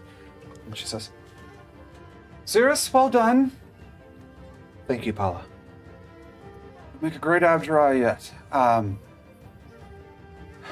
make a note to the other Abjurai and have the Eldritch Knights come collect these. I'll stay here, watch. The rest of you need to vacate.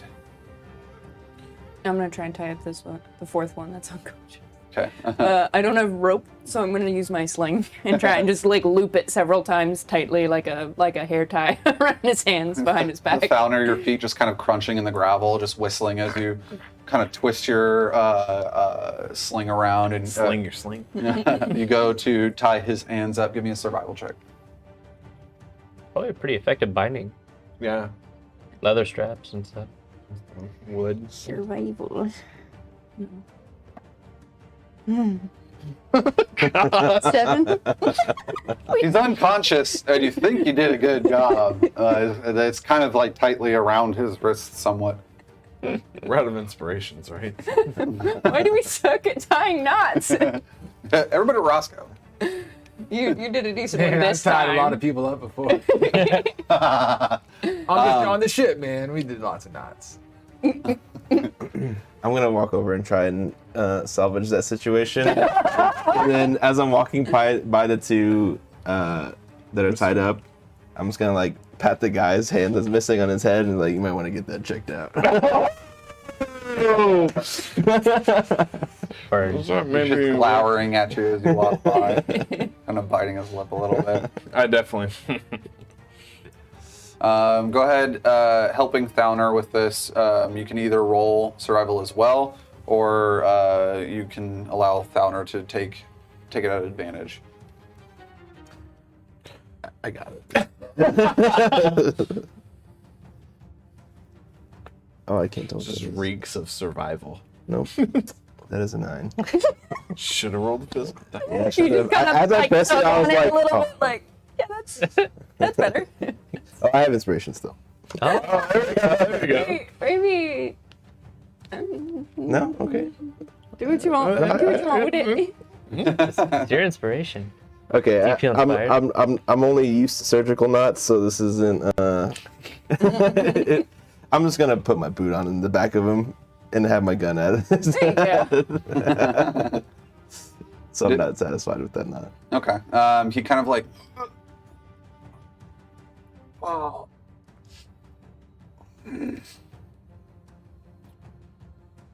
This sucks. Yep, it sucks. Um, And then I'm gonna turn to Stack. Like, hey man, Stack, that was great. You sure stopped those unfriendly foes. Can you help me drag this guy back over to the other side? Absolutely. And he just walks over and just kind of picks it up and just puts him on his back. Okay. You can hand me that right. Unfriendlies get picked up. Walk him over here. Unfriendlies get picked up. You guys essentially all collect these 4 people. The one that was on Stack's back wakes up and they're all tied up. And at this point, Amara says,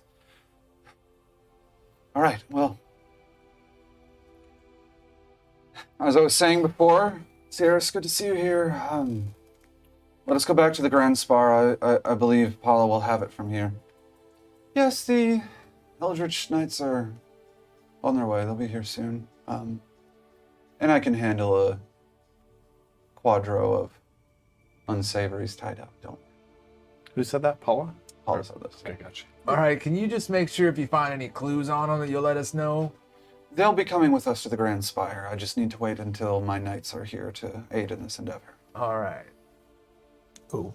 I'll see the 6 of you there. Let's boogie. And Mara just kind of holding that piece of cloth that was ripped apart just together a little bit, continues walking. And you guys head off towards the Grand Spire. Is there anything that you guys are talking about or discussing amongst yourselves along the way. You are walking. Me and Stack are like, schoolyard kids that just won a game of dodgeball. Like, hell yeah, like fist bumping and just. He tried to drink. put ice on my body, Man, that was such a bad move. You're a rock. and then I punched him. That was an epic punch. We're Guys. passing the bottle. Thank you. I'm sorry I didn't make our prior arrangements. Did you get my message, Jack? I got a message. I don't know if it was yours, but you did good. Did you fly? I did. That- yeah, Paula, I mean, that Paula was- facilitated that. That was awesome. That's pretty epic. And you showed up just in time. I'm glad I did. I Talking about an entrance, man. It's fashionably late. thank you. Walk and talk. You guys are walking. Yeah. You guys are all walking. I'm like, Yep. shaking. Smoking a cigar. Yeah. I rest a hand on Jack and say, "Are you okay?" Yeah, I'm trying to hide it, but there's like a slight, like, it's not that exaggerated. I was just kidding. Yeah, I I can got, definitely sense it though. like, that got crazy. We make a pretty good fighting team. Yeah, I mean, I love being with you guys. I haven't had that much fun in a minute. I like to hit people that hit my friends. I don't know if that's fun. I didn't. Did I see enjoy any it, of that over there? Yeah, Probably. but- But The I'm dramatic. glad. You were As Spencer you, enjoyed As it. do we all. Sirius did not. with your passive perception, the fact that your line of sight would have seen that, you saw Stack shatter this dude's spine. Okay, that's all I wanted to know. Yeah, you saw that. All right. In fact, the only people that did not see that would be Salvo and Thalner. I was over there when it happened. Yeah, but you're facing the other okay. direction. It's all like, what direction were you facing? Yeah, Roscoe's stoked, man. I'm in high spirits. We drink because we're friends. Yeah, friends, and we won. We won. Amara at this point kind of speaks up a little bit, and you guys are getting pretty close to the outcropping that starts to line the crystalline structures growing out of the ground leading up to the Grand Spire, and she kind of turns around a little bit and still walking. You guys did a wonderful job, and you saved my life, and I thank you for that. I'm glad we didn't suffer any casualties today. It could have On been our far side. worse. You're absolutely right. Though people did die today. For a cause we're not sure of. Hopefully, these four will have some information toward that end. And we're gone from the four, right? Paula was left with the four. Yeah, Apollo stayed behind. In fact, like, not too long after you guys had continued down this way, y'all had seen men in deep black and bluish sheen armor just kind of like trotting along towards the Heaven's Garden. You would have seen them, but not knowing what they were. Thalner, Salvo, and Jack, you would have known these to be the Abjurai Eldritch Knights. They're Shiny armor looked cool though. They're magically charged knights, magically imbued knights that are charged with protecting specifically the Abjurai. And Amara kind of says to you guys, well, Xeris, you weren't here for this, but when we get inside, I'd like to further discuss forming a team and figuring out exactly why all of these insane circumstances have been happening in the city lately. Let us continue, I suppose. And she continues walking forward. Where are we headed? The Grand The Spire. Grand Spire. That's right. That's right. You guys make it to the Grand Spire, and most of you are seeing the inside actually, all of you are seeing the inside for the first time. Right this way. Oh wait, I saw the Grand Spire though, right? Yes, you're the only one that knows. Yes, most of you have not seen the inside, and Xeris, you kind of show the way in. Loving this new sense of direction. Yeah, he's JJ, it's surprising you. He's showing you around for a second. Shit, this place is fancy, man. It is. Dirt's kind of like peeling off of your feet as you step into the rugs and everything. I'm like probably very actually wet. prestidigitationing up some of the dirt. It is. Oh, keep it clean in here. Just like this wet squelching muddy heat. I'm just saying, like, clean. There's a lot of people here. You guys step on the elevator. Hi, Abby. How's it going? Oh, Going good. friends. I do. We spoke with Paula. She informed me already. Just go on up. Infirmary is the best first step. Okay. You guys head up. Stop by the infirmary. Amara immediately goes and gets checked. The wound is taken care of, as she has taken care of it herself. And as you guys are all kind of like sitting, it's mildly like a waiting room with two curved enclosures with cushions in them that you guys are all sitting on. And she steps up and turns back over to you guys and says, "Now that we're in a safe place, I'm sure that you all have many questions for me, as I also have many questions for you. But what the 6 of you have done today has more than merited awards and honor within the city. And considering the city is in a tumultuous state, we will save that for another time. I would implore you, please consider becoming my own private team of investigators in this matter. The balance and the safety of Drake Haven rests in your hands." Absolutely. She smiles and nods at you, Xeris. And then I look around, noticing some other looks. We will absolutely talk about this. And I wink. And you wink, and with that, we're going to end session 3. Oh, Yahoo! juicy. Awesome. I hope you guys had a good time. Yeah, that was a Definitely. grand scale combat. That was That a, was that was a blast. Yeah, I Several. had a lot of fun making the map. Oh, great job with that. Yeah, Thank great you. job. Let it be known for those of you watching and listening in at home, I will not be using this map twice. So, with that being said, I will be considering basically making it a giveaway. If somebody would like to have a map to play with at home, minus the actual 3D printed pieces, you would be getting the blue and the green, the mat itself. Can you and then- point the camera down there? Oh, yeah, that's a good idea, actually. Yeah. Hello, camera's not moving. That's fine. okay. Everything's saw it. fine. You saw They it. saw it. Tell you what, it's fine. Basically, I'll be giving you Yeah, rewind if you'd like. Bridges, the grassy areas, dirty areas. bridges and the mat itself will be going up for free for essentially as a giveaway. I haven't figured out how I'm going to do that Yeah, yet. we'll be hanging on to it. We'll hang on to it, but it could be yours one day. Yeah, I mean, we'll talk about it, but you Thank you guys so much for watching Scales of Fate Episode 3. I hope you had a great time. I had a great time. Me too. And yeah, we will see you guys 8 p.m. Central next Monday. And in the meantime, go ahead and tell your friends about us.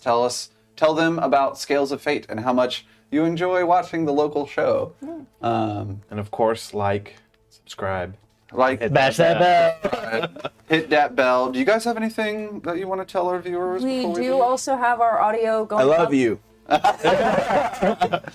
We do have our audio going up on Spotify weekly. It'd probably be a few days after the stream itself, so we can kind of cut out breaks and stuff like that. Right. But if you want to just have that playing while you're doing other stuff, you got a drive or some laundry to do, just listen to our beautiful voices in your ear while you're doing what you have to do for the day. Oh my god. If you had some, if you had some now favorite listen. parts of the episode, be sure to get on one of our social medias and let us know what part you enjoyed. Definitely. We'd My love to hear favorite from you. part Oh, yeah. was stopping someone who is not a friend from hitting my friends.